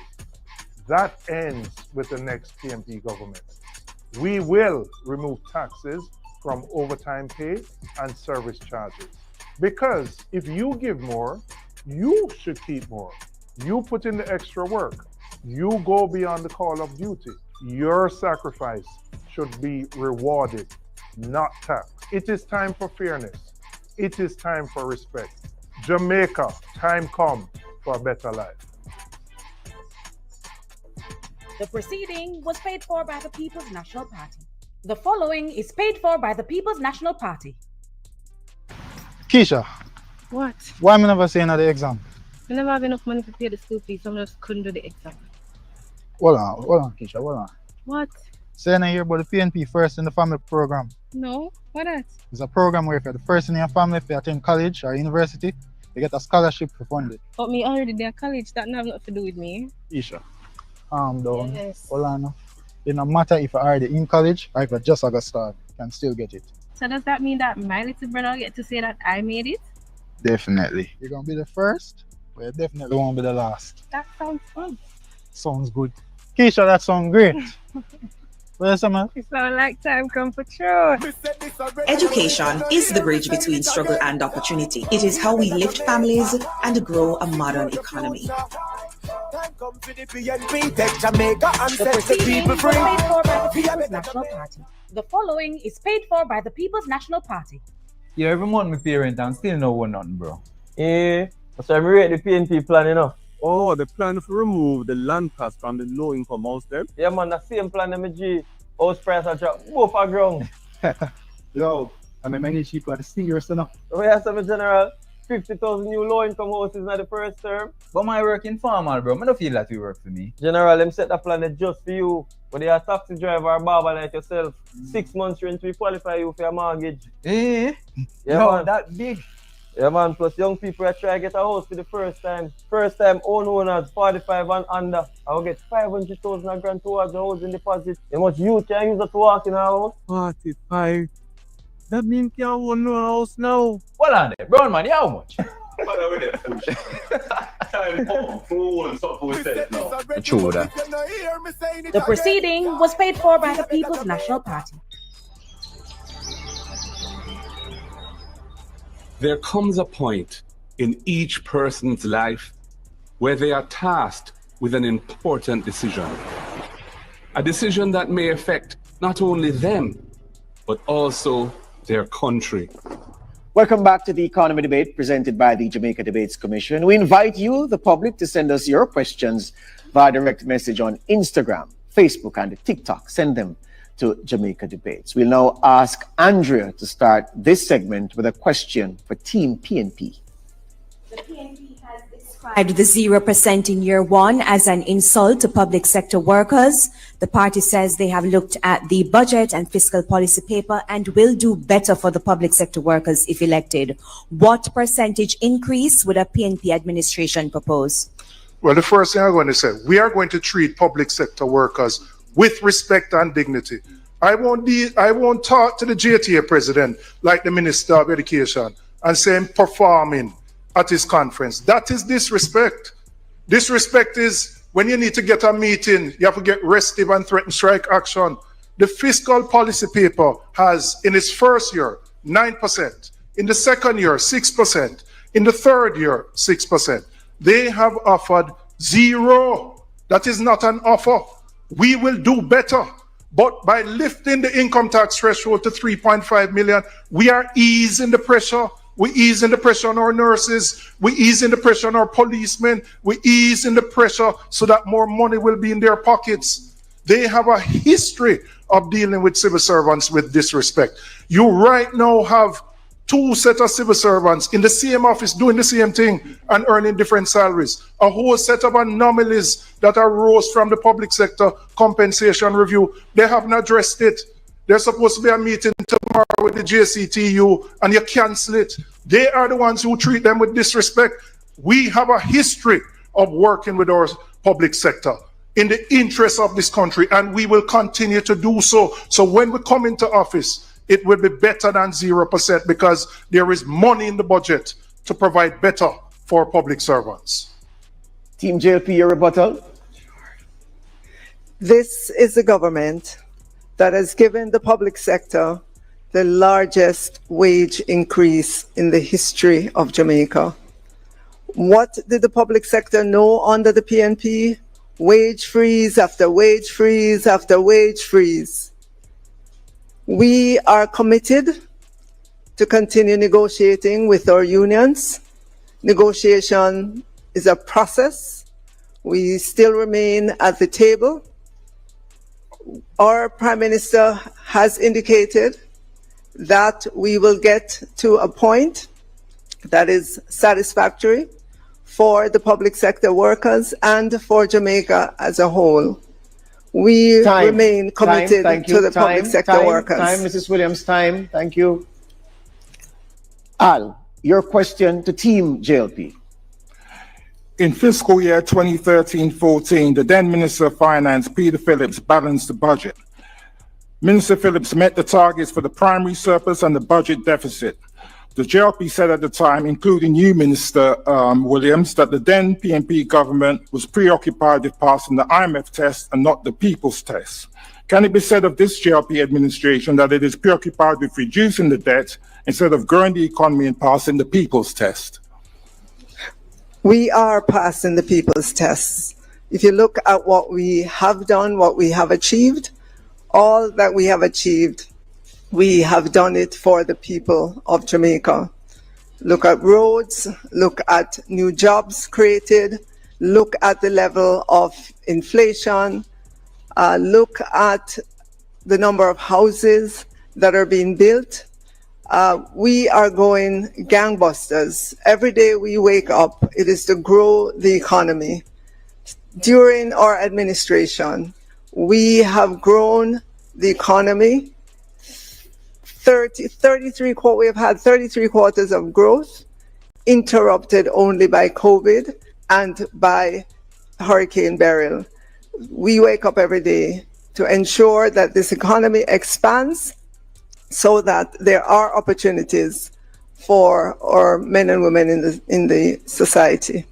When we speak of the people's test, all these nice economic jargon about GDP and debt to GDP ratio and all of that don't mean anything to the ordinary person, to most of our Jamaicans. What they think about is how is everything that we're doing affecting the quality of their life. We're giving more water. 350,000 more people have water, 280,000 more jobs created. We are improving the quality of life of our people. Team PNP, your rebuttal. What I want to ask every Jamaican, is your life better? Can you afford the same things you used to be able to afford? Do you have to choose between paying your utilities, buying food, or buying medication? Is your life better? The lived reality, notwithstanding the macroeconomic numbers of most Jamaicans, is a struggle to put food on the table. When you go to the supermarket or the corner shop, you pick up things and you have to put it back down. If you suffer the misfortune of going to a hospital, you have to sit down on one chair for 2 or 3 days. And what we have seen at Cornwall Regional, it moved from 1.5 billion to 25 billion. That is the waste that we will eliminate so we can put money back in the hands of the Jamaican Thank you very people. much. Time. Al would like to use this second and final follow-up question. Al. According to the World Bank, the Jamaican economy average annual growth of the last decade is around 0.8%. Why is this? And what will you do to get it to around 5%? Thanks for that question. Thanks for that question on growth. There have been many impediments to growth, and we have seen that documented in many places. If we look at the impediments, they include training, and we're doing that, 500,000 trained. Another impediment to growth is the high electricity cost, and we have taken the decision to not continue on that bad JPS contract because we know we need to have lower electricity costs.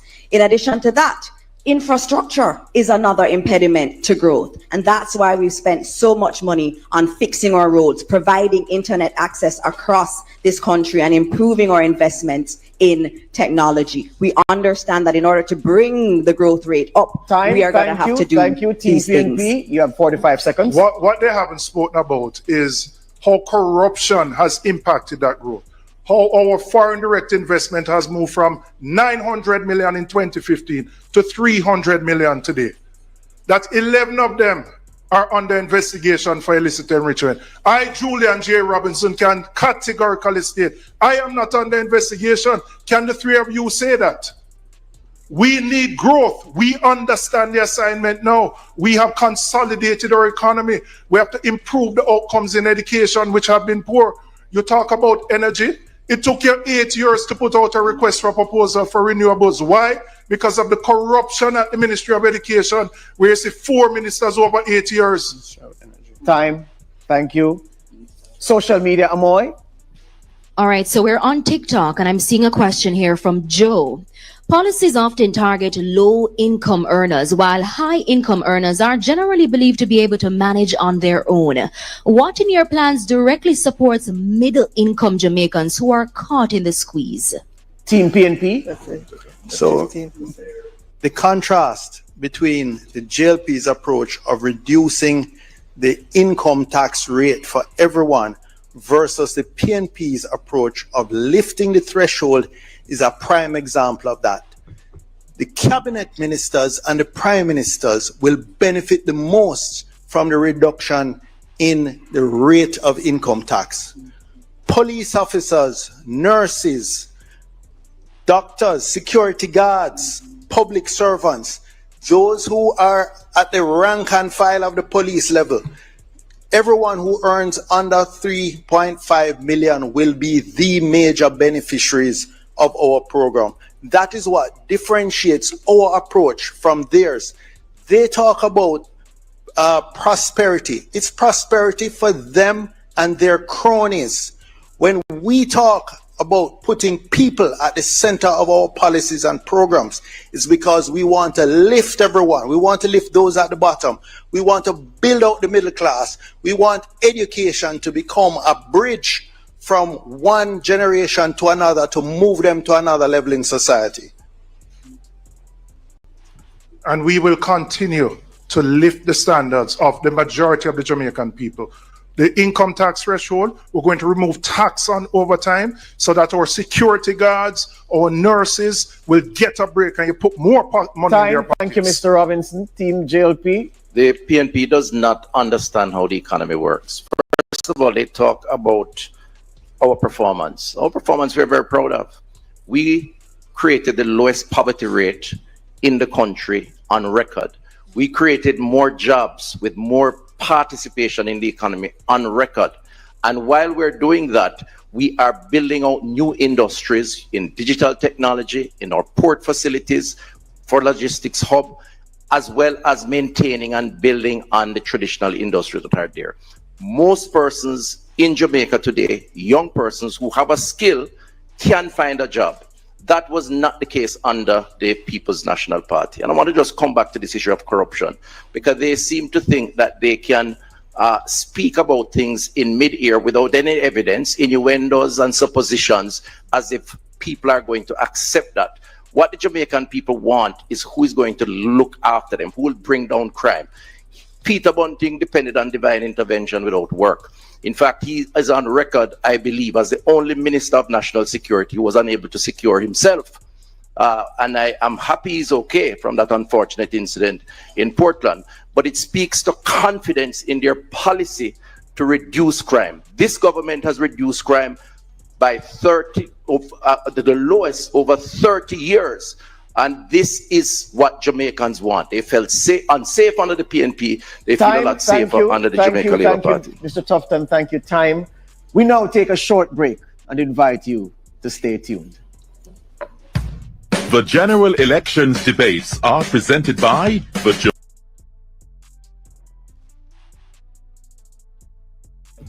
Hey, yo, big up the people and yo, Splash, did you big up yourself?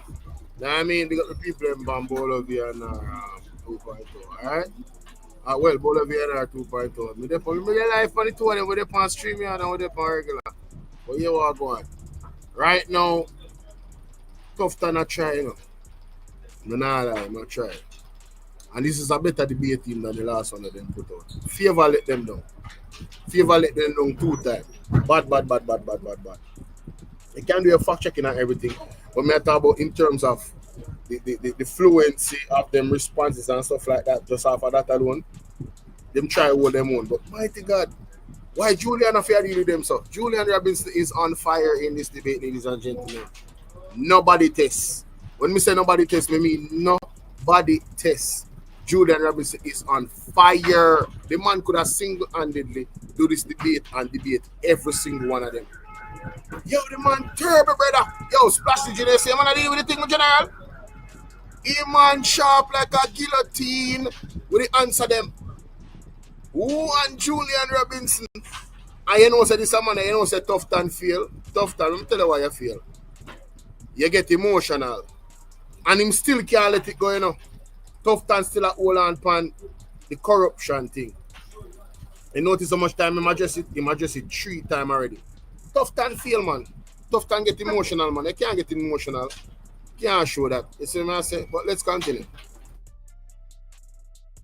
To good governance. I were in your position, I would take for myself and hand over to someone else who is not compromised. We choose a Jamaica that is run democratically, not autocratically. We choose a Jamaica where if you break the law, you pay the price, no matter who you are. If, like me, you truly want a better future for all Jamaicans, not just a few, then make the decision to choose change for yourself, for your family, and for Jamaica.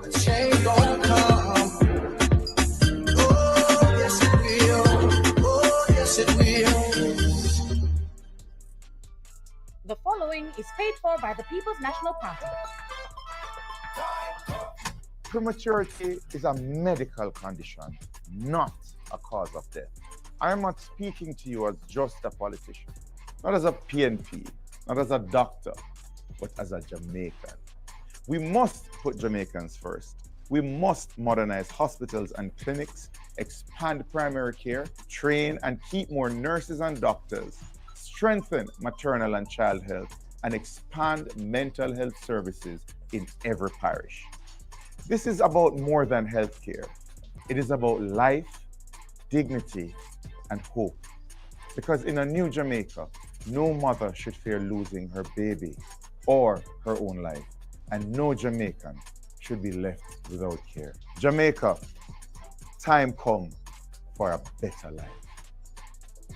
The proceeding was paid for by the People's National Party. The following is paid for by the People's National Party. If you work long hours to keep Jamaica running, you deserve to take home every cent you earn. For too long, our police officers, firefighters, security guards, and hospitality workers have been taxed on their overtime and gratuities. That ends with the next PMP government. We will remove taxes from overtime pay and service charges. Because if you give more, you should keep more. You put in the extra work. You go beyond the call of duty. Your sacrifice should be rewarded, not taxed. It is time for fairness. It is time for respect. Jamaica, time come for a better life. The general Welcome back to election. the economy debate presented by the Jamaica Debates Commission. We invite you, the public, to send us your questions via direct message on Instagram, Facebook, and TikTok. Send them to Jamaica Debates. We now ask Andrea to start the final segment, with a question for Team JLP. The central bank has cut its policy interest rate from 7% in July 2024 to 5.75% in August 2025. The regulator has been pleading with the banks, the commercial banks, to further reduce lending rates, but it's not happening fast enough. What will your administration do to further pressure banks to cut their lending rates? So we are seeing interest rates come down, and we're getting early signs that the rates to borrowers is also coming down. Just recently, I was speaking to the DBJ. You know that the DBJ on-lends to the banks to lend to our MSMEs, and DBJ reported that they are seeing lower rates in the marketplace from banks. As the Bank of Jamaica bring rates down, which it will, we fully expect that our borrowers are going to begin to see lower rates in the marketplace on the various loans. I think that the reforms that are taking place within the banking sector, the independent central bank, which has to drive this issue. That's why we supported the independence of the central bank and competition. What we have been working on, but I do agree we need to work on it more, and this is for the next administration, is to make it easier for someone to move their account from one bank to the next. We believe ultimately in the market, within reason, of course, with a regulatory framework, not like them who allowed an attempt at liberalization that drove us into FinSA. Thank you, Team PNP, your rebuttal. Before the break, Chris had the gall of claiming success with crime. The fact is that more Jamaicans have been murdered under this JLP administration, almost 13,000 murdered in their 2 terms than in any other 2 terms in the history of Jamaica. That is failure, not success. We commend the police for the job they've been doing this year in reducing it, but you can't take credit for that. That's despite your failed SOE policies. What we will do to ensure that the banking sector is more competitive, we are going to ensure government deposits. There's a system to ensure that all banks participate in government deposits. Thank you. Al, I invite you to pose a question to Team PNP. The former CEO of Grace Kennedy, the late Don Webby, consistently called on Jamaica to reduce its food importation bill by half by 2030. Given that Jamaica spends around $1 billion a year on imported food, and according to the FAO, Jamaica's food imports account for approximately 21% of its total merchandise imports, what will your government be doing to reduce the food importation in a meaningful way? Under the JLP administration, the imported food cost has doubled. It was $800 million US 10 years ago. It is now $1.6 billion. that 800 million US dollars, or about 150 billion Jamaican dollars, should be going into the pockets of the farmers of South Manchester, South St. Elizabeth, and farmers all over Jamaica.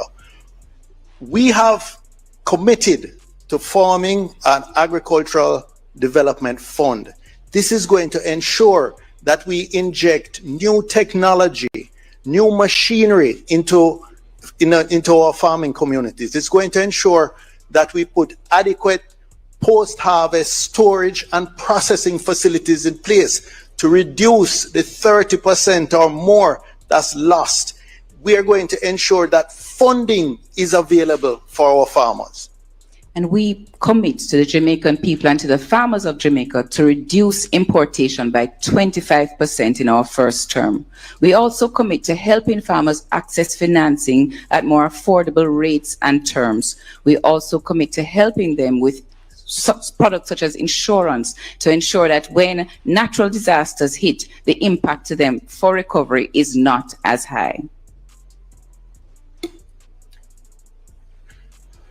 Team JLP, your First of all, there is a need to do more to develop our local industry for self-sufficiency, but also for export. The fact is this government has done a lot. In fact, if you look at the last 8 years on domestic export has gone up by some 31%. What it means is that more local companies within a much friendlier environment are in fact producing and exporting. But it is a fact that we are importing more at the same time. That is simple. We have an economy that affords the capacity to demand more. We have a thriving tourism industry and we have a consumer who is earning more.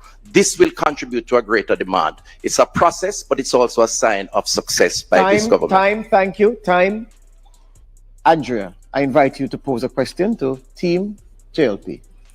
Major platforms such as Meta, Google, and TikTok are earning money and data from the Jamaican economy, but they are not paying taxes in Jamaica. What policy changes will your administration pursue to ensure that Jamaica directly collects taxes from these platforms?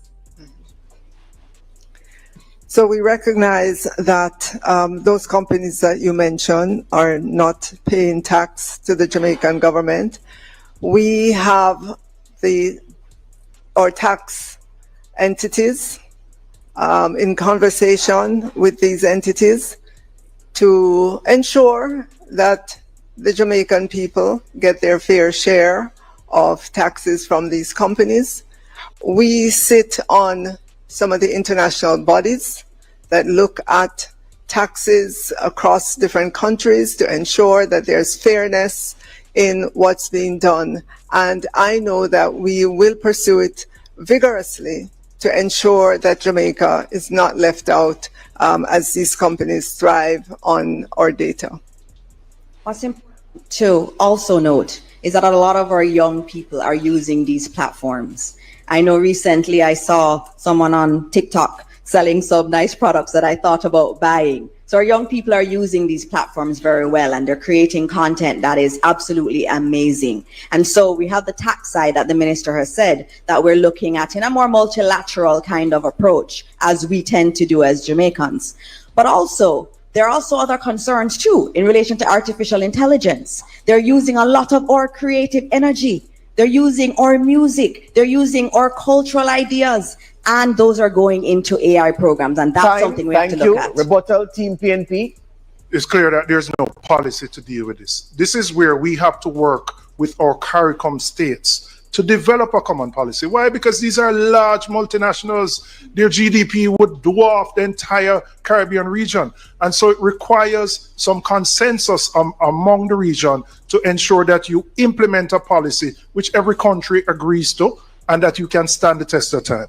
We recognize the importance of our creatives. That's why we are establishing a $1 billion fund, not like the film fund that has disbursed zero, but a $1 billion fund for creatives, for artists or singers or potters, the people who create content so they can build their businesses. Thank you. Social media, Moy. On social media platform X, Sean from Kingston says, Free healthcare means little if hospitals don't have CT machines, x-rays, or even basic supplies. What short-term financial measures will you take within the first 2 years, if you win, to fix these shortages and ensure patients can actually access proper care? Team PNP, you go first.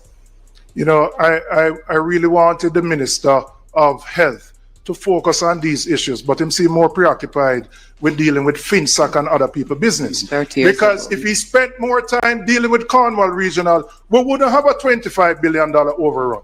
If he spent more time dealing with the hospital sector, when people go there, they wouldn't have to sit on a wooden chair for 3 days. And when they have to do an MRI or CT scan, they have to pay $50,000 for go. And the same ambulance for take them have to pay for it too. And them can't get toilet paper in the hospital.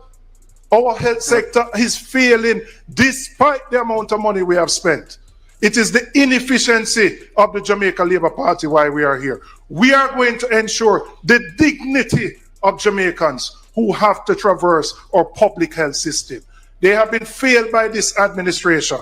And that is why we are committed to ensuring that monies which come into the coffers go for the benefit. So when we look on the drill and we drill down, it shouldn't cost $31 million for a $3 million drill.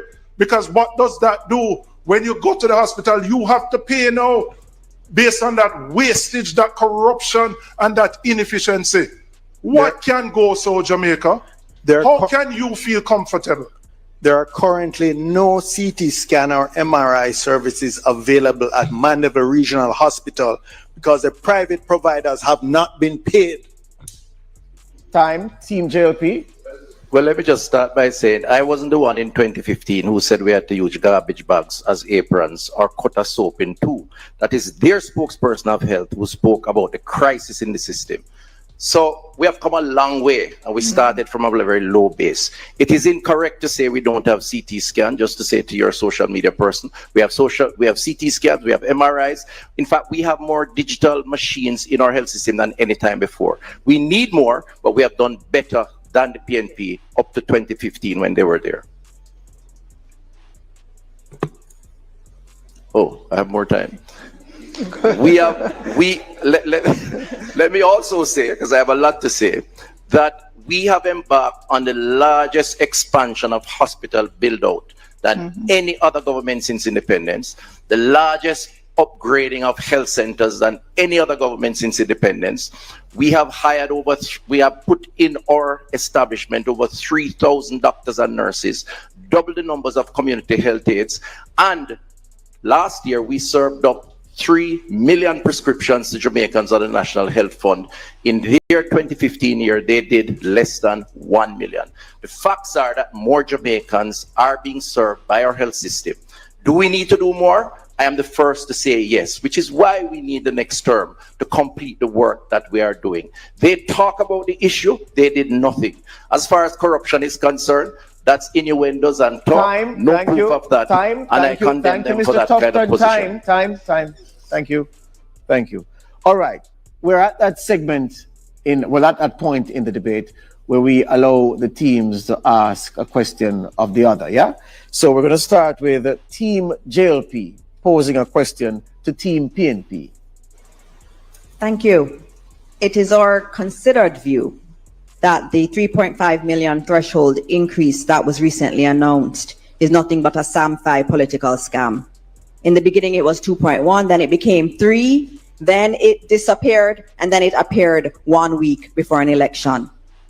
You have to tell the people of Jamaica, I ask you to tell the people of Jamaica, is this just an election scam, or is it that you are going to be cutting much needed services such as NHF, where we spend $19 billion for drugs in hospitals, or university spending, which is $17 billion. Tell us how you plan to really cut discretionary areas, as you have called them. I answered the question already, but I'm going to answer it again for the Jamaican people. I have said we are going to raise the threshold to $3.5 million. How are we going to do that? We're going to do that because your budget says that $140 billion of additional government revenues will be earned over 3 years. But that is at your 1% growth, which you have no ambition on. We're going to grow the economy by more than that so that we can pay for these things. There's also a benefit when you put more money in the hands of people because they're going to spend it, which will allow the government to collect more on GCT and other indirect taxes. We are the party committed to ensuring that all Jamaicans thrive and not just a few. Our plan is better. It is more equitable. Their plan will benefit the richer people more. Ours will benefit the working people, our nurses, our policemen, the security guards, the civil servants, to put more money to ease the pressure of the cost of living that they have to face. That is our commitment as a party of social justice and equality. So when you talk about Samfire, what Samfire you're talking about? Madness you're talking about? We will deliver on behalf of the Jamaican people. We have a history of protecting our most vulnerable and ensuring that they have more money to spend so that they can protect their families and those around them. Time. JLP, you have a 45-second rebuttal. Jamaicans, the 3.5 million threshold is the largest political scam. They cannot tell you how they're going to fund it. They look at the current budget, they see the projections growing to 140 billion, but they don't tell you that expenses are also growing. So that's not available for you to use towards the 3.5. And you also put out an ad showing how much people are going to get on a monthly basis. You know that's a lie. They may get it for 1 month, but it's not going to be there. The 3.5 that you're talking about cannot be Mrs. done. Williams. Thank you. Time. Team PNP, your turn to pose a question to Team JLP. How can you be trusted to keep promises when you've broken promises on impeachment legislation, unexplained wealth orders, term limits, grand referenda? You've attacked the Integrity Commission relentlessly. You've undermined them. You have even failed to sign the Code of Conduct, basic principles dealing with integrity, honesty, selflessness, and accountability. How can anybody take your word? How do they know that those candidates who are under investigation for illicit enrichment are not offering themselves out there right now to the public, secretly knowing that they are corrupt? The clock isn't working, by the way. Oh, the clock isn't. Okay, I'm just going to still go ahead and answer that question. It's a very curious question because I know in the 90s when I became politically aware, I remember politics and scandals. I remember hearing light bulb scandal, fat cat scandal, and then the mother of all scandals, FinSac. When you look in your dictionary and you look for scandal, you see the PNP right there. In terms of the Integrity Commission, it is this administration that implemented it. It is this administration that puts $2 billion annually to it. It is this administration in our manifesto that says we're going to strengthen our corruption prevention mechanisms in this country. It is this administration that has delivered Jamaica's best anti-corruption score. And it's not us that said it. It is an international body, Transparency International. We have been the ones that have been taking Jamaica on the path of anti-corruption, not the PNP. In addition to that, let me just say very clearly that the Jamaican people are concerned about their lives, their livelihood, their communities, and by extension, Jamaica. They talk, we deliver. We have delivered the lowest unemployment, the lowest poverty, reduced crime despite Peter's objection by over 40%, the lowest in 30 years. That is what is important to the people of Jamaica. Mr. Tufton. Thank you. Team PNP, you have a 45-second rebuttal. It's interesting that they say that people are concerned about their standard of living because they're talking about things that happened in the 90s. That's over 30 years ago. Young people who are listening, does that affect your life now? Yet still, they're not speaking about the scandals that young people, anybody 25 years and younger, would have experienced what happened with rural reading education, to the point that education is behind. We are celebrating as a country five subjects being attained by 19% of our children. That's 1 in every 5. Is your child one of the 5 that is attaining 5 subjects? And if your child is not, what is happening to them? Our standards are too low. What happened to the used car scandal? What happened to Petrojam scandal? And I'm sure there are many others. Come on, man. 30 years ago, we're talking about. Thank you, Mrs. Anderson. Thank you. Time. Okay. What we're going to do now is this. We're going to invite Team PNP to deliver a closing statement of 2 minutes in length. Jamaica, the current macroeconomic figures look good, but what is your lived reality? What do you go through every single day? The reality you face is that you are living hand to mouth. You are working, but you can only afford to go to work and come back based on the wages that you earn. You are working poor. 55% of Jamaicans are considered food insecure, which means they cannot afford to eat a proper meal per day. If they go to the hospitals that Chris supposed to build, them can't find toilet paper or a bed. Jamaica, you deserve better. Time come for a better life. The next People's National Party administration will lift the tax threshold to 3.5 million, so we can put more money in the pockets of working Jamaicans. We are going to eliminate the tax on overtime so that, again, people can get a break. The same people who are working hard to build our economy. We're going to run a more efficient economy so that this thing called the Office of Plenty Ministries, that is a bottleneck where nothing can go through and it takes you a year to do something. We're going to eliminate those efficiencies so that we can grow the economy beyond 1%.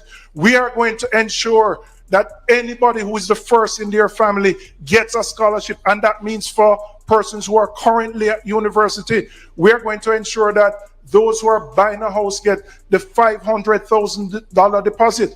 And I want to assure persons who earn over 3.5 million that this tax benefit is for you too.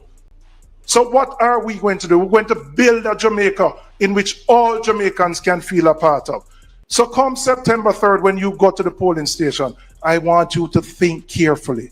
I want you to use your head and put the X beside the head. Time. Thank you.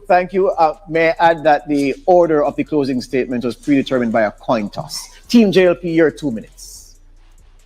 My fellow Jamaicans,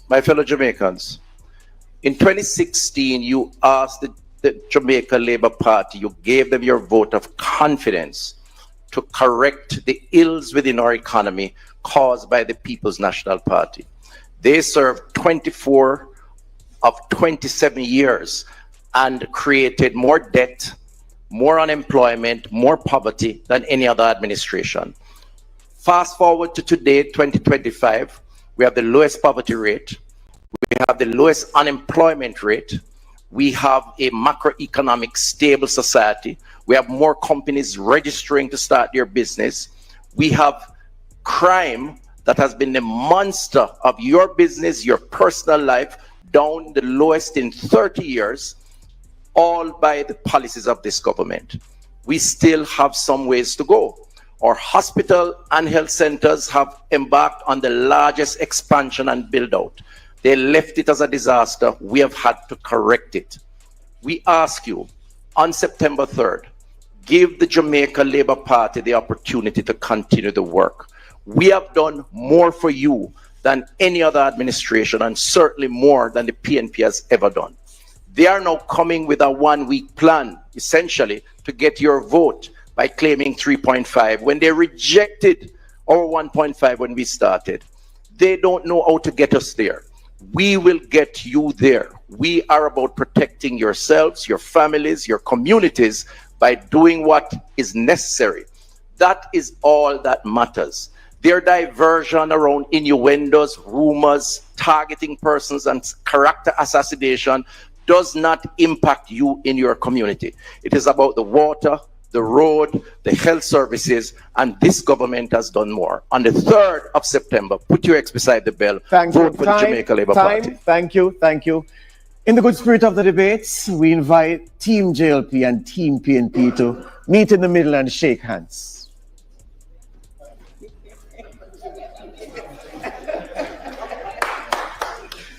You can applaud. All right. That concludes that concludes the economy debate between Dana Morris Dixon, Favour Williams, and Christopher Tufton for Team Jamaica Labour Party, and Julian Robinson, Keisha Anderson, and Peter Bunting for Team PNP. Join us again Thursday, August 28, 9 p.m. sharp for the final debate in the 2025 General Election Debate Series, the Leaders Debate, featuring party leaders Dr. Andrew Holness from the JLP and Mark Golding from the PNP. Yo, big up on yourself now. One more win that in the bucket. 2-0 now. Yeah, man. Them not ready. We don't know where them care fever come and this at the debate for. She let them down. Rough. Now look a bit. You hear that? Splash the J, you know what thing going on? That is it.